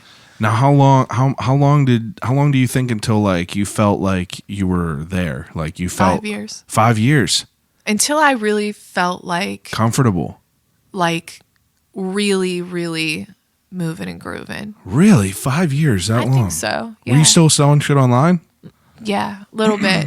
But I was like the only person that worked there for most of the time. Yeah. Too, because I couldn't afford to have anybody Yeah. help me. That makes sense. So I had some people here and there, and I had some really, really nice Art Institute kids that were so good, way Yeah. too good for that place. And I did have a few good part-timers too. Everyone that's ever worked for me was awesome. That's great. Yeah. That's good news. And they all, a lot of them went on to open their own businesses, you know, so they were like the perfect people. But yeah, that's good. yeah, it was tough for years. I think, like I said, I think we were just like a little bit ahead of it. Now, what was like what were people buying in the beginning? Like if they were buying 60s. 60s stuff? Yeah, I mean, Really? Mad Men was like hot at that time, and that's I what still people never watched it. That's just what people equated with a vintage store, I think, at that time. And then we started to get more and more into t-shirts, and like I said, we were the only ones that really had like a good amount of vintage t-shirts. Yeah. Now, where are you acquiring all this stuff from? Just thrifting yourself? Thrifting, and I started to get some leads just from like some word of mouth and family and friends and stuff like that. Like, oh, these people moving or selling their house or downsizing, or, you know, honestly, And just anywhere. rummaging through there. Yeah. Now, what was like your favorite your favorite pieces in there? I used to love band t-shirts. Yeah. Yeah. That's because, You say used to. yeah. They kind of got Yeah. they wrung them out Someone dry. killed them. Yeah, I don't everyone know who. killed them. Kanye Everyone, West did. Kanye. Fucking Kanye. Everyone killed them, maybe. Yeah. No, I can't hate on Son Kanye. killed them. Yeah, Forever 21 killed them. Hot Topic, Hot everything. Topic Hot killed Topic, them. Hot Topic didn't kill him really. Hot Topic was like, they were like the first of like, you know, for me. Yeah. I feel like that's where we went to go get band t-shirts, but then like you have like PacSun selling like a Metallica t-shirt. Right. At and least Hot Topic is a store for music lovers. Exactly. Yeah. Exactly. Like those are like real people, like Yeah. like that Yeah. are listening to the shit, not just like, you know, your Yeah, typical those people are that just want fans. to link. Hot Topic is for the fans. Yeah, for the fans. So got to be a that's- fan to go in there. Oh, yeah. You got to be an all-time low fan to go to Hot Oh, Topic. yeah, any band like Any that. band like that, yeah. Now- but like it was, that to me was, I look back at some of the band t-shirts I had in there, I was asking like $45 or like $60, and people are like, are you crazy? Now people are paying $300 for some of these things. God, I like want to barf to think of some of these shirts that I've sold, but I needed the money. Yeah, I mean it's And that's understandable. what was the scene at that time. That here. makes sense. Now you said 5 years into it. Now in that 5 years, like stores had to come around, and Yes. like was there more like were you still like one of the only stores in like your lane that had kind of that shit?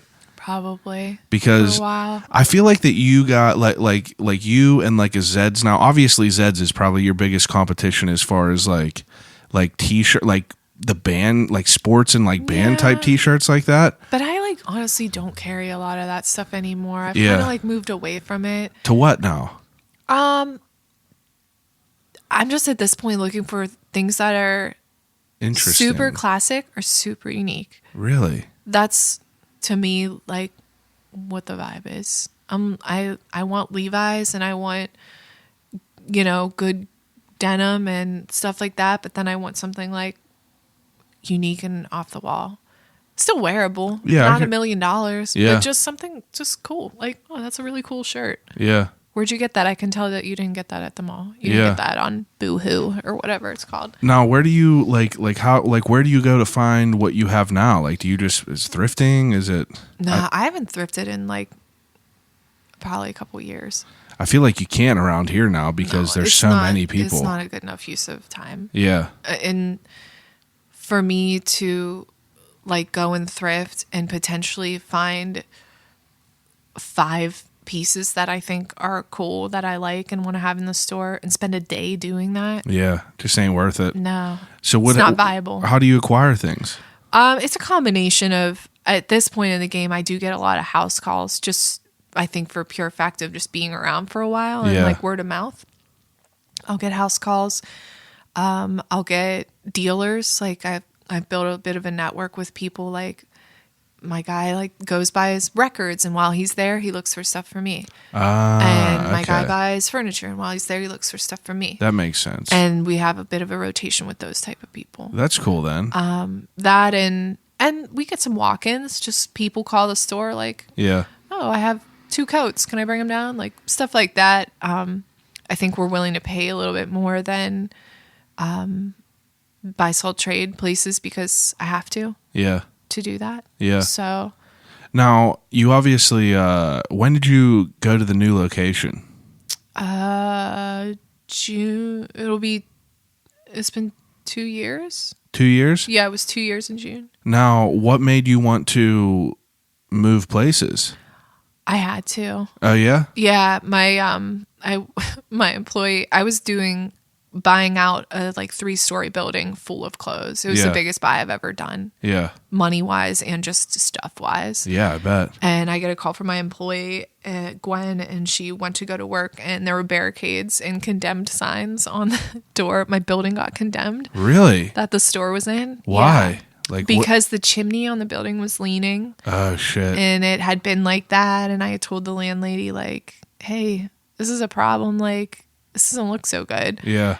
And she never did anything about it. So a cop was rolling by and saw it and called the city. They condemned it, and then she didn't fix it. Like, literally, she needed to just take the thing down. It took like 2 hours when she finally did it. But she let it go for 51 days or something. Like, I almost went out of business completely. Now, if it's condemned there, you're not allowed in it? No. So we were like, what happens? We were like creeping in and trying to fulfill, because we had stuff online. Yeah. So we were like creeping in and trying to fulfill online orders. And that's like literally all we could do. Wow. So we were just out of business. And I kept Gwen on payroll because I'm not trying to mess up her life. Yeah. And then I just burned through so much money. Yeah. Like during that time. Just trying to stay afloat. Just trying to stay afloat. I'm still paying utilities. How long? You still have to pay utilities if it's condemned? Yeah. I can't just not. I guess they don't care. They don't care. Yeah, that's a good point. They don't care. Wow, I never and my thought about landladies, that. I'm thinking she's gonna get this taken care of. She wasn't I'm in any still rush. paying Verizon. I'm still paying Duquesne Light. I'm doing payroll. I'm paying everything and not bringing in any money. Now, whenever you're there and if this place is condemned and shit, like what are your thoughts? Like, what do you like? Are you like, oh, I got to find somewhere new, or are you just like, this might be over? Or yeah, oh for sure. I did some serious soul searching. Spent some time talking to my dad and talking to my husband and. What's he say when all this is going on? Oh, he was just Team Kate. Yeah, he was like. But was he like, we'll get this back up and running, or was he like, Well, I was like. Maybe 3 months pregnant when this happened too. Shit, I didn't even think about that. So I'm like sick as a dog, wow. and like my hormones are in outer space 9 right now. Like, and then this happens, and you're just like, what is going on? Yeah, lots of crying. Wow. Lot of crying. Yeah. Jeez. And how long did this last? He dealt with a lot for me because we were getting nowhere with my landlady. It was the most frustrating experience of my life. Like, oh, I bet. We're like, listen, please, we'll pay for the thing to get repaired. We'll do anything. Like, I just want to be back in my spot. We just need to open. Like, we're burning money and we can't do this any longer. And she just wasn't having any of it. That's crazy. So he ends up talking to her for me because it was too much. At that time, too, I'm trying to organize that fill-a-bag sale we do every year. Oh, yeah. So that's like an undertaking. And I had to like really do some soul searching and be like, do I even want to do this anymore? Like, yeah. Fucking probably point? been real easy to just like give it up. 100%. Yeah, real easy. Yeah, 100%. Yeah. So what happens? I finally came to the point where I'm like, all right, I need to like get off the pot at this point. Yeah. The lady's not going to fix it, obviously. Yeah. And I can't afford to not do anything any longer. So I need to make a decision if I'm going to do this business or not. And I decided I was. A week later, signed a lease on my current place. Now let me ask you about this because I firsthand experienced like a change of blocks. We went from one store on that side to the other store block up on the other side. And just by the other side of this store, or just by the other side of the road, there was more foot traffic because of like the sunlight being on the one side of the sidewalk. And like, I never thought about all these things until like I experienced them. Yeah. So like, was it kind of like slim pickings with you finding your spot? Yeah. Okay. There were very few places that I could afford.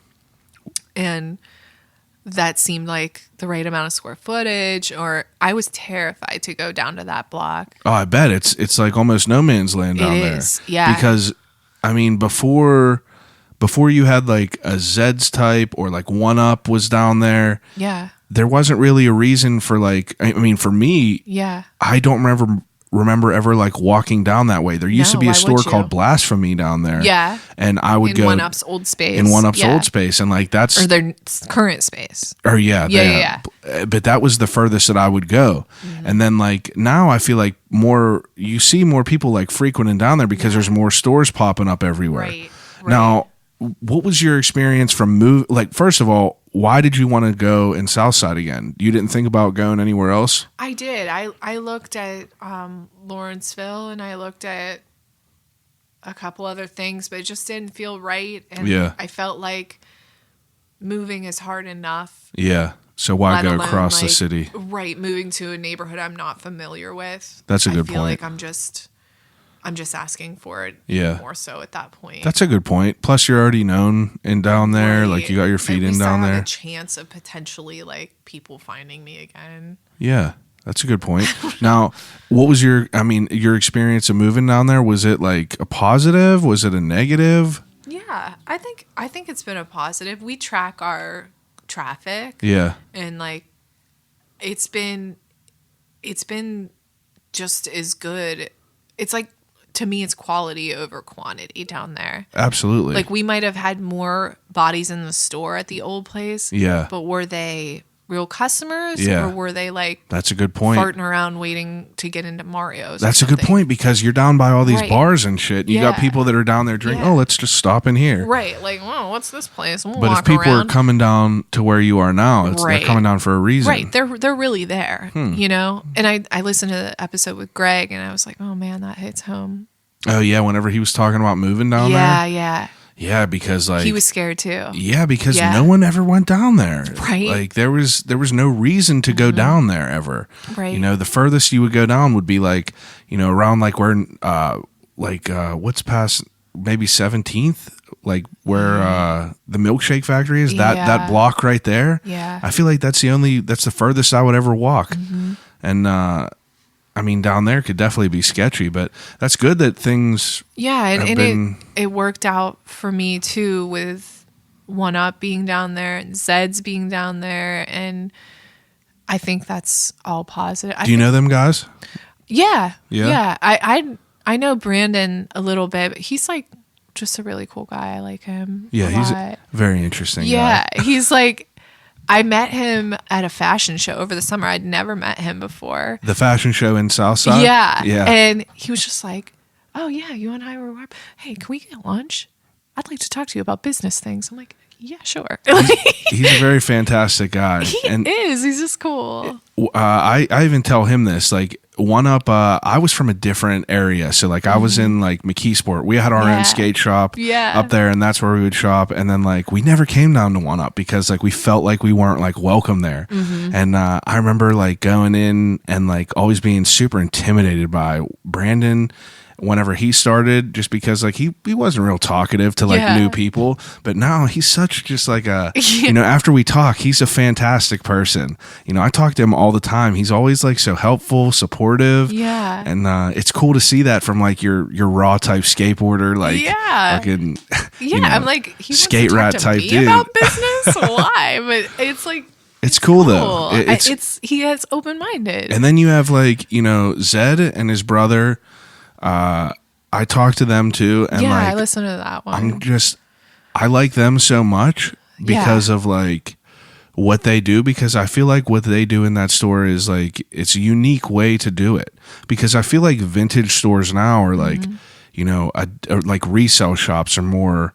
I feel like that verbiage is like more common, almost like a resale shop, because like you got some Jordans in there, like automatically. It's not all technically vintage. Yeah, but like I feel like what they do, like you could tell their authenticity of it all. It's like they put in the time to learn. They're not just in there to like try to make a quick buck. And I respect that. Like I think that's dope. And it's never a quick buck. In this business. I bet it ain't. It's never a quick buck for him, for me. Yeah. It's never ever a quick buck. Now, are you guys open? Are you guys open 7 days a week? Always have been. And how many employees do you have now? 2. too. Yeah. And are you there a lot of the time? I'm there Tuesdays and Wednesdays and sometimes on Fridays. I guess you have a kid now too. Yeah. That makes sense. Yeah, you got to weigh the Gotta weigh cost of that. That's true. That's true. Childcare and all that. Yeah. Now, would you say that you like your new spot more than your old spot? It's definitely bigger. Yeah, the old store had like a charm to it. It that did. was like It was like a cozy vibe. you just wanted to put it in your pocket. Yeah, it was a cozy yeah, vibe. Yeah. I don't think I've been in the new one yet. Yeah. Yeah. I mean it's good because it got to the point the old store would be like busy in there and A lot of people. was just Having a small store was the worst. It can be really tough actually. And people are like, that's a good problem to have. Like, not really, because someone's coming in and being like, do you have women's jeans? And I'm like, oh yeah, once that girl moves, they're in a suitcase under that rack. Yeah. It's not like a good vibe for shopping at a certain point. Now, like what's like, where's your mindset at now with what you want to do with your store? Like, do you want to? I mean, I feel like you had a new chapter because you just opened that a couple years ago. I guess that's a new chapter. But like, what do you want to do next with it? Just kind of keep progressing. I'd like to do more online because I feel like, I don't know, I go back and forth because it's kind of so oversaturated. But then in the same respect, I'd just like to do more as far as, even though all this time has passed, I don't feel like I've totally figured out what it is as a brand or what the vibe is or I'd like to get that a little bit more focused and then parlay that into being online. Yeah. I still like just being in the mix with like people. Yeah, like being in the store and everything like that. Yeah, I do. Now, there's obviously negative that comes with the retail. Oh, it's like, it's interesting. Do you ever get like discouraged? Like whenever you would be dealing with that negativity? Dealing with assholes? Yeah, dealing with assholes. I mean, I'm human, especially like when I was overworked and like broke in the very beginning. That's when it really affects you. Yeah. When you made a couple bucks, at least you can be like, whatever. Yeah, it's a good day. There's some guy that just came in today. Kenny, our store manager, texted me and was like, some guy just came in and picked up a shirt and said, "This is trash." No offense. Like, well, okay. Thanks, fella. Yeah. I mean, that's offensive. Have a great day. It's like, no offense to like you personally. Like, well, I mean, we chose that. Yeah. This isn't Target. Everything's offensive if it's your store. I would take if everything. You're using the word trash, it's probably not complimentary. I'd be super critical about everything. I get so critical about everything. If my wife tells me I'm talking too much, like she'll listen to one of my episodes and she'll be like, "You were talking way too much." I'll just be like, "But this is why I was talking this much. This is why that." I just need to take I need to take constructive criticism. You should, better. even if it is trash. Maybe you shouldn't be telling people that. Yeah, keep It's it to rude. yourself. Who raised Don't you? have nothing nice to say. Don't say it. I don't know. That kind of stuff still bothers me, and like, I would rather someone say that like I was trash than like my store is trash. What you create. Yeah, because it's like, That's I don't understandable. know. That stuff does still get to me. I hate to say that it does because It's all right. It does. When you put your time and effort into things, and 100%. And I know how hard my employees work and how much pride they take in what they do, that I feel offended on their behalf. I got a 1-star review on here. All right. Rude. Only one star review. Loser. And I seen that and like I'm just like, what? You got the nerve. Ugh. Like the nerve. Like, I got a good one the other day. Just It don't was say like nothing. 1 or 2 stars. It was like small and expensive. For a used t-shirt, $12 is pretty costly for it not even being a brand name. Like, yo, you don't get the entire like yeah. I don't concept of the business. know. Yeah, I don't get it either. How are you qualified? How You're do not. you? Well, so speaking of that, like, how do you figure out price points of shit? Is it kind of like how does that even come up? It's a combination between like what's market and what I feel is market value for Pittsburgh. Yeah, that makes sense. And what I paid for it. Yeah. You know? Shit ain't free. I mean, majority of it ain't free. Nothing is free. Yeah. Majority, my sweet ass. That's a good point. Nothing is free. Yeah. Nothing. I pay for every single thing. You Yeah. have to get what you want. Yeah, that's a good point. Yeah. It makes a lot of sense. Now, you being over in that area now, like, is there I guess we did talk about it. You said the quality compared to all the foot traffic and everything. Yeah. Now, what's it like being a mom and juggling this? It's different. Yeah, it got to be different, right? It's different. Yeah. I mean, is it hard to like keep Highway Robbery on like? I feel like it would be hard. I feel like it would be easy to like let that slip to the back burner whenever you're raising a human. Well, you just feel like you never have enough time. Yeah. You know, like I feel like it's like my little, I don't know, like stepchild or something, you know, now that I have like an actual child. But I try and dedicate like the free time that I have to it. That's and good. Like make sure that I keep myself accountable for everything because I do still love it. Yeah. If I didn't, I would have quit whenever that lady screwed you out of shit. Yeah, seriously. I feel like that says a lot, though. Signed another multiple year lease in a way more expensive building. Yeah, I feel like it says a lot about like what you guys do for sure because like I mean it's easy to fold whenever you know and the bed's made for you. It looks cozy. Exactly. It's like nah. None of us are millionaires either. That's good. You know, you gotta just enjoy doing it. What do you do for fun? Besides mom stuff. Oh yeah. Besides not smoking or drinking or having caffeine. Don't I sound like a fun person? I like to like look at pottery. I don't know. I like pottery. Yeah. So do you throw on a wheel or anything? I haven't for a while, but I did. And I love that more than anything in life. Are you serious? I love it. Okay, you make me feel so much better because I thought that was like the weirdest thing to say ever. That was the only thing I was ever good at in or art wise is ceramic. Same. I could never paint. I could never draw. Same. And that was always my favorite. Pottery. It's about pots. So cool. I buy a lot of pottery shit for Christmas. Last year I bought some really awesome like ashtrays from this dude at the handmade market or at the I made it market. I just love it. I love it. I just went to the one that they had over in like Swissville or wherever it was, and this lady had these Christmas gnomes. Project? Yes. Yeah, I went to that. The one by Planet Fitness. It was right next to that Planet Fitness, wherever it was. Yeah. But this lady had these ceramic Christmas gnomes, and I walked up and I looked at these gnomes and I was like, "Oh, I need that." And my mom was like, "You don't need to spend $60 on that gnome," and I was like, "I want that so bad." Yeah. She was like, "You don't need it." So we started walking around, and I was like, "There's probably so much other cool shit in here." Yeah. Went back 5 minutes later, all 5 of them sold. Yep. I was like, God, I should have never doubted myself. Gotta get the pots. I know, I regretted it. Yeah. They're that's all good, special little unique things. Now, I have to ask you, are you does your husband listen to his music?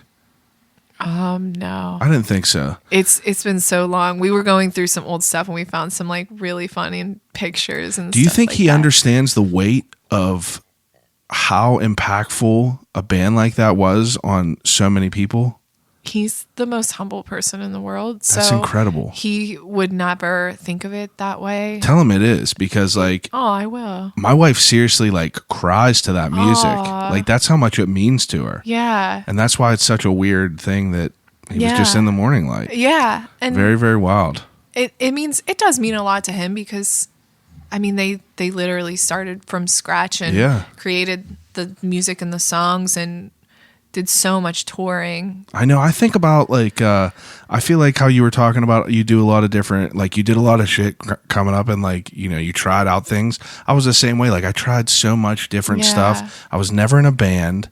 Yeah. And I was never no musical talent. No musical talent, but like, you know, I feel like that my age, like music was such like a huge thing, and like bands and like the emo bands like that were like such like a big deal. Yeah. And it's weird to think about like, you know, back then you're like, oh, these bands are everything in the world, and then you're like, now they're not together anymore, and it's just like, I don't know, it's almost like a TV show that was great that they ended before they ruined it. Yeah. You know what I mean? Yeah, that's like a great way to put it. That's a very, very good way to think about it. That's and then, good. but some of them are still going. Some of them are still Look good. At the Maine. And yeah. They're still out there. Still playing. It's not as close to my heart. Yeah. You know, if you listen to like That's like a moment in time, though. Because you're not the same person. And Not the they're not same. the same people. Not the It same. can't be the same ever. I feel weird to think about like whenever I see like Newfound Glory, and I think like, God, he got to be almost 50. Yeah. And he's up there. It's all downhill for like. You think about like how do Keith Richards and like all these dudes sing all these like rock anthems that they do. You know, if the Rolling Stones are playing, they're playing, you know, their hits. Songs they wrote when they were 18. Yeah. So like how many times have they performed them? I don't know. It's an interesting thing to think about, but they just become part of the thread of who you are, I think, does. at that point, because they came from you. yeah. And they're still... But then you have bands like Paramore who said like we'll never play Misery Business again, and it's like Which is so rude. it's rude because some people get down to that, but I don't know. I guess man. it's all situational. I guess, but it's Misery Business. I'm trying to think if there's anything else that I forgot to ask you that I wanted to. I know you just want to ask me morning light questions, so we'll get to that. I'm getting to Desert Island questions right now.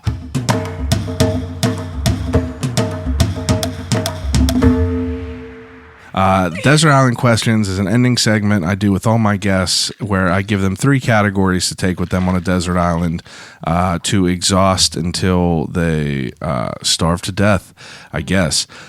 So the first desert island question category that I give to people is things to watch. So you get to pick 3 choices of things to watch. Even though I knew this was coming, Yeah. I still am not prepared. Everyone does. Okay, good. So I would take The Sound of Music, Really? all-time faves. Okay. Yeah, just love it. I think don't I've know. never seen it. Oh, it's got everything. I don't think I've ever seen it. It's Isn't it got about everything. like is It's there like- Nazis in it? Nazis and like nuns and Really? and like the Navy in Austria. I should and, probably like, watch it. children and death. I should probably watch it. Oh my God, it's so good. Who's the lady who plays in something? Julie Andrews. Julie Andrews. I was going to say Judi Dench, but that ain't it. Oh, and what's Dame Judi Dench? Yeah, that's not it. Julie Close. Andrews. Yeah, I think they're British older. Sound of older Music. I'm side. going to have to watch that. Yes. Oh man, it's just I love it. I've loved it since I was a little kid. Just That makes put sense. bugles on my fingertips and just like eat them and watch the Sound of Bugles and watch the Sound of Music. make floral arrangements and be weird and Drinking Tom Tucker. yeah, with a 1940s purse. That's life. Yeah, That's was all you me, want in man. life. I was living it. I would do that for sure.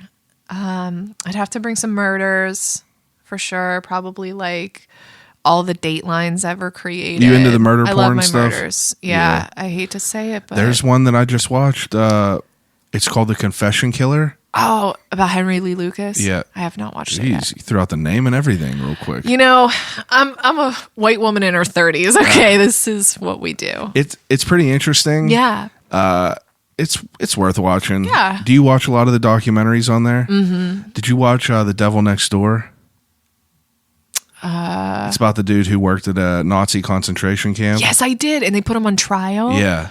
Oh, How my- wild was that? So crazy. How was that even like legal? I don't know. That was Do you crazy. think he did it? Uh, I know. I don't know. I know. I feel like that if he did, that dude is a psychopath because he didn't see. I feel like the way that he laughed and like felt so like this ain't even a big deal. Like, Yeah. I feel like it. I feel like That he made did. you feel like he did it. Yeah, I yeah, feel like you he- have to be a psycho. Yeah, for him to just sit there Trying to and listen. shake the guy's hand. That's a Yeah, Holocaust yeah, survivor? that dude. So he's sitting there crying, my and he's God. just sitting there like Galen, like these people are idiots almost. Yeah. You're just like, wow. It's like, I no, don't know. we're cool. It's like, no, they think that you were Insane. Ivan the Terrible. Did you watch the Cold Case Files? It's like a mini series. All of them are different. Yeah, the first one was about that girl in Oil City. Yeah, Oil City. Yeah. Yeah, I just watched Yeah. that. Pretty wild. Pretty wild. A lot of wild stuff. You need to listen. If you're a murder fan, Ugh. you got to listen to Kevin Drobish.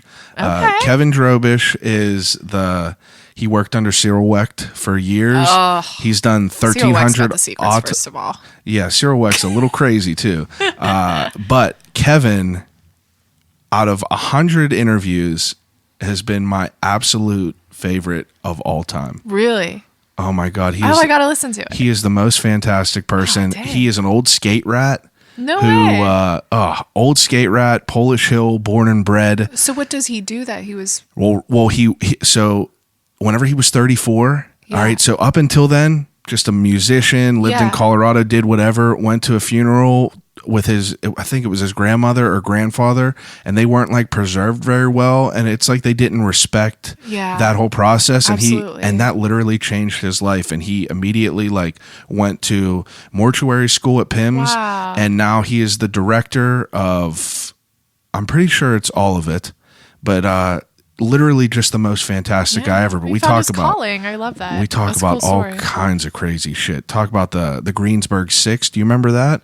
Them 6 people that captured that mentally handicapped girl and killed her. He talks about all this. God. We talk about Dakota James, the guy that's to be a fly on the wall. It is crazy. It's very good. Oh, you should have never told me that. I'm going to be his. I have that same feel fan. of the murder porn type. I watch all that, and I feel guilty kind of, but I kind of do too. But I love it.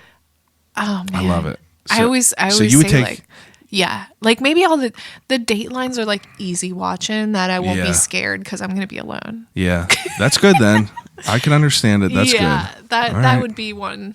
And then I have to bring a funny movie because so far it's like gotta bring a funny movie. Nazis and murders. Gotta have something funny. I'll do Overboard with Goldie Hawn. That's so good. Oh, it's my favorite. Man, that is such a great movie. Oh, it's my favorite. I did not like the remake. Oh, I won't even watch it. Yeah, it wasn't worth it. It was just on TV, and I just, I was like, Anna Faris. I was like, Anna Faris, I'll give her a second. 1 second was not good enough to keep me in, but how can you not love Goldie Hawn? What's to remake? Yeah, I don't know. You could see the sparks were flying between Goldie and Kurt, first of all. For 1 second, my uncle reminds me of Kurt Russell, my Uncle Rob. He's my godfather. He did own a mini golf place for the wonders of the world. It felt like that. He always reminded me of him. But those are good choices. You got a good variety of things. Yeah. Do you read? I try to, yeah. Okay. I usually fall asleep now, but that's all right. I sleep all the time. Yeah. Friday night, 9:00, I'm asleep on that couch. Yeah. Okay. So do you have 3 books that you would take?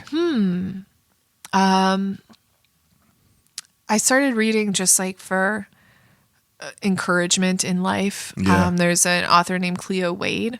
Cleo Wade. She has she just release a new book called Where to Begin. Mm-hmm. It's just like inspirational stuff, but not corny.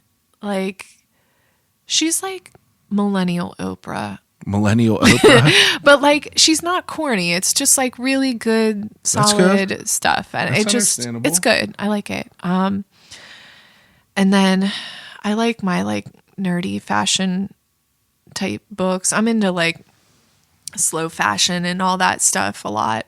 So I'd probably there's a book called The Travels of a T-shirt in the Global Economy. Travels of a T-shirt. And it talks all about like how a T-shirt is made and how terrible it is. It's everything. Yeah. Like talking from like cotton seeds and like all that stuff all the way to landfills. And it's just like interesting if you're into that stuff. It reads like a textbook. I bet. It's not easy to get through. And I'm sure there's newer, better ones, but my a friend of mine turned me on to that one years ago, and all right, that's a good one. Another good one is it's called Deluxe: How Luxury Lost Its Luster, and that's like about counterfeiting and all that. Like it's really interesting, and how like you're buying a Burberry trench coat, but it's really like made in Romania, which is like the sweatshop of Europe and things like that. So I like those kind of books. Okay. So if you're going to die on a desert island, you're just going to be reading about fashion. Yeah. That's all right. I can accept it. I'm just so depressing. That's all right. I don't know. That's all right. Depressing, I guess. You should hear the answers that people give on really? here. It's insane. Yeah. A lot of interesting ones. Yeah. All right. Those are good. Those are good choices. I'll allow it. Yeah, just things that I guess like keep me. I'll throw in a couple extra of just random murder, murder books. Yeah. I can't just leave you with a couple textbooks. No, That's terrible. I need my murders. All right.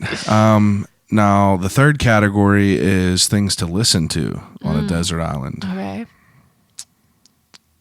Like music or? Anything. podcasts. Okay. Anything you want.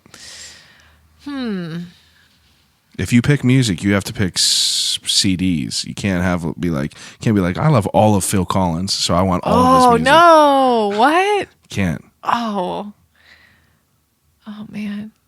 It would be too easy. I know, but it's too hard. It is too hard. Okay. I love Mariah Carey. Ooh. Always have. Mariah Carey. It goes deep. It's real good. Yeah. Deep, deep, deep. I'll sing it all day. Oh, it's so when that whistle blows. Now she's a little crazy. She's a little crazy now. You know what? She's been through it. She's been through it, and that's fine. Let's not. She's been through it with Eminem, Nick Cannon, Tommy Mottola. Tommy Mottola tried to end her. So it's a good point. He tried to end her. It's a good point. Yeah. Mariah Carey, she's good. She got some bangers. I don't know if I can do just one. I'd say I'll give you all of them. You can have whole catalog. Yeah, that's fine. It's like 5 million songs. Yeah, that's fine. All of her Christmas songs. That's what I was gonna say. Like, I can't not have the Christmas record. All I want. Yeah, that's fine. Okay. Man, I would just maybe listen to that on. All of it? You just want to take Mariah Carey? No, I can't just take Mariah. That just seems I might lose it. I would probably, obviously I'm a sucker for nostalgia in all ways, shapes, and forms. I probably have to take No Doubt, Tragic Kingdom. Oh, wow. Yeah, it was my first concert. Walking through the spider webs. Yeah. I love some Gwen Stefani. She's like a fucking vampire. Oh, she just gets better. Age. She just gets better. I swear she looks better than she did. I went out and saw her in Vegas. How was it? Amazing. Recently you've seen her? Last. Oh, not last summer, but the one before. Great though. So good. Yeah. Amazing. She's fantastic. So good. I was weird about her being with Blake Shelton before, but I'm with it. They got a lot in common, I think, when you come down to it. Do they? Family people, Christians. I don't know. You think he's a Dorcas and she's cool? I just think that he's kind of a scumbag low key. But I mean, I think he gets little spirits in him and he just starts flirting with people. And she was probably like, I like this country guy. And things probably worked out well for them. But, at first I was like, he's kind of a scumbag, I feel. But, I think Gwen's a little more. No judgment. I doubt he's any worse than Gavin Ross, too. It's a good point. But I love Bush. I love it. Glycerin? Come on. Oh, yeah. So good. Yeah. Okay. So I mean, Gwen Stefani. I'll do Tragic Kingdom. Yeah, that's good. That's a good one. Yeah, that was my first concert in 1995. Mine was Weird Al. Oh, nice. No big deal. It was Weird Al at the Chevy Amphitheater in Station Square. Was that what it was called? It probably was. It's had so many names though. It was whenever the Star Wars song came out. Oh, you were a big fan. How old were you? I was probably maybe like 8 or 9. Man, if that wasn't the young boys, my cousin took me. He came out in a Michael Jackson in the fat suit for I'm Fat. It was. Yeah. I'll never forget it in my life. I wish that I could talk to that dude.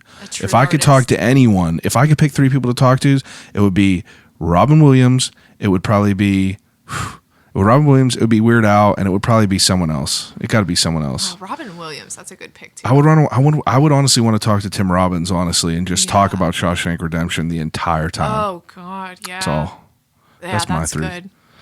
Dang, that is good. It's good. I think about it a lot. Yeah. Robin Williams is his number 1 though. Oh my gosh, yeah. Insane. Brilliant. All right. Man. You got one more? Oh crap. Maybe I'll do something that I haven't beat to death since I've beat Mariah Carey and Gwen Stefani completely to death in my lifetime already. Maybe I'll do I like Maggie Rogers, somewhat newer and Maggie Rogers. Why do I feel like she like a folk almost? Kind of like maybe more indie, I guess, vibe, but I know what you're talking about. I know what you're talking about. I always gravitate to, I don't do it on purpose, but I always find myself like women who play instruments and write their own music. That's just where I tend to go. Like there's a lot of I like Lissy and I like a lot of Susan Tedeschi type stuff. I don't know who that is. She sings I don't know the words of the song. I don't know. But she's like a folky type. I don't Yeah, like that's just what I tend to gravitate towards. And it's like all genres, but I just like people that write their own songs. That's great. Yeah. It's understandable. So we'll say that. Maybe if someone can get me her future music too. All right. There, That'll work. I'll give you that. Okay. Okay, second to last question is a death row meal. So whatever you want to eat from wherever you want. Okay. I do feel like being pregnant really reveals your true Oh, yeah? food cravings. What was it for you? Five Guys. Really? Yeah. Who doesn't love it, though? Oh, Cajun fries? I couldn't do the Cajun fries at that point, but I'll eat a bucket full. oh my God, I love that place. I had to stop myself, like, I went to the doctors early on and they were like, you need to gain some weight. And then I went to Five Guys, like, and like multiple times a week for like a few months. Like, and then all right, you're I good. gained Just like relax. 40 something pounds. Yeah.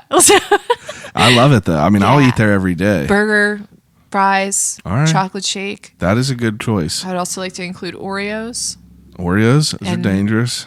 maybe like plain cheesecake. Just like Plain. like no toppings. Yeah, no topping. I respect that. I don't need that. That's if it's a good. good quality cheesecake, You don't need a you topping. don't need the like syrupy strawberry. Blah. That's a good answer. Yeah. All right. I have a sweet tooth. That's my kind of stuff. Me too. Yeah, I'll it's- rip through a whole Yeah. tray of cookies. Same. My We husband's had- like more of a savory person, and I'm more of a Same with sweet my person. wife.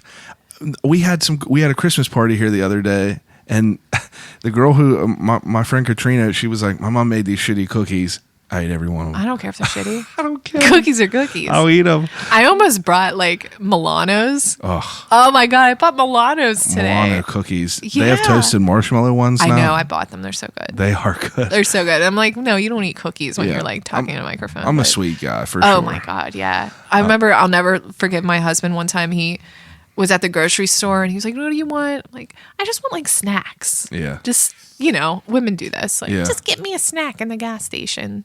He brought home eggs as the snack. Like a fucking carton of eggs. What are you doing? We like still joke about it. Because What? I was like, I've never been so Carton of eggs disappointed. though. How's that? Eggs! What do you? How is How do you snack that? I don't know. He can snack on eggs, I guess, but I need some vanilla wafers. I need Graham crackers, Nutella. anything. I need anything. yeah. Pinwheels. Come on. Something. Yeah. I don't know. Jeez. All right. Last question that I ask everyone. I'm pretty Okay. curious about this. If you could have a conversation with anyone alive or dead, who would it be and why? So I thought about this beforehand because I didn't Okay. want to waste a lot of your time. Oh, my time's super valuable. Because it's a really hard question. It is hard. You could be pondering that for days. I wanted to think of somebody that like I'm not a huge fan of because I wouldn't want to be disappointed. Yeah. But somebody I'm like interested in and think they're cool. So I just wanted to be somebody who has like potentially like the hot deets and like really interesting stories. So I'm going to say Frank Sinatra. Oh, wow. That's really I good. need somebody from another time That would be great. that has like, tell me about Marilyn Monroe. Yeah. Tell me about JFK. That would be Tell me about the interesting. mob. It would be so interesting to talk to like him or like Elvis Right. or Johnny Cash. That's what I mean. It's like those, who lived in that different world. Oh, totally. That's He a was good in answer. the mix as much as a person can be. That's a really good answer. Back in the day. And he never talked about anybody. Like, he was a classy guy. Like, Yeah. he never was like, this one time Marilyn Monroe, like, well, he wasn't like that. That's because that's water cooler talk. I'm sure that he was telling, the rest of that Rat Pack what Marilyn Monroe was like. Oh, 100%. Yeah. But it wasn't like that. Yeah, they back were still then. gentlemen about it. Yeah, they wouldn't go I on respect Twitter that. and be like, That's true. Can't air people out. There was no leaking There was- nudes or anything. no. There was No. there was an honor back then still. Oh, 100%. Yeah. My husband's grandfather flew Marine One, which is like the presidential helicopter. Yeah. And Jeez. he had this amazing story. And he Sounds was a love EP, grandfather of flu. Come on. That's crazy. get the real celebs in here. Yeah. No, he was flying for JFK, and he was co-piloting, and the pilot like put the helicopter down. Like, they had her exiting one, and then they were flying one like right up behind her, and the pilot put the helicopter down, and it like blew up her skirt. Jeez. And I mean, this was Jackie Kennedy, Yeah. like a very respected woman Yeah. at that time, and all the photographers just put down their camera. Like, there's no photographs that this ever happened. If Kim Kardashian fell over right now, my God. her ass would be...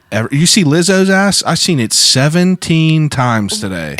She's putting it out there, though. I mean, if there Did you see it last night at the basketball game, though? She was at a No. Lakers game and on the Jumbotron and got up, and she had a long T-shirt that was like a skirt, and she cut the back of it so her whole ass is out, and she's twerking. And I'm just like...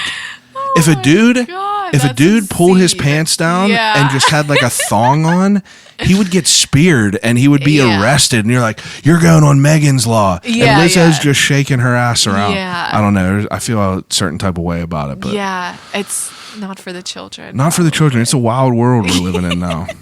At a basketball game, like you think Crazy. you won't see an ass, you see an ass. All right. Listen, I really appreciate you coming over and talking to me. How long thanks do you for think we having me. talked? An hour and a half. 2 hours. What? Oh my God. I know. I gotta let you get home to your kid. He's been sleeping. Jeez, oh man. That's all right. You get a little break away. Man, I feel like my life story. I mean, Too much. You're an It's too interesting much. person. Everyone's interesting. Man. So take a second and promote everything you want to promote.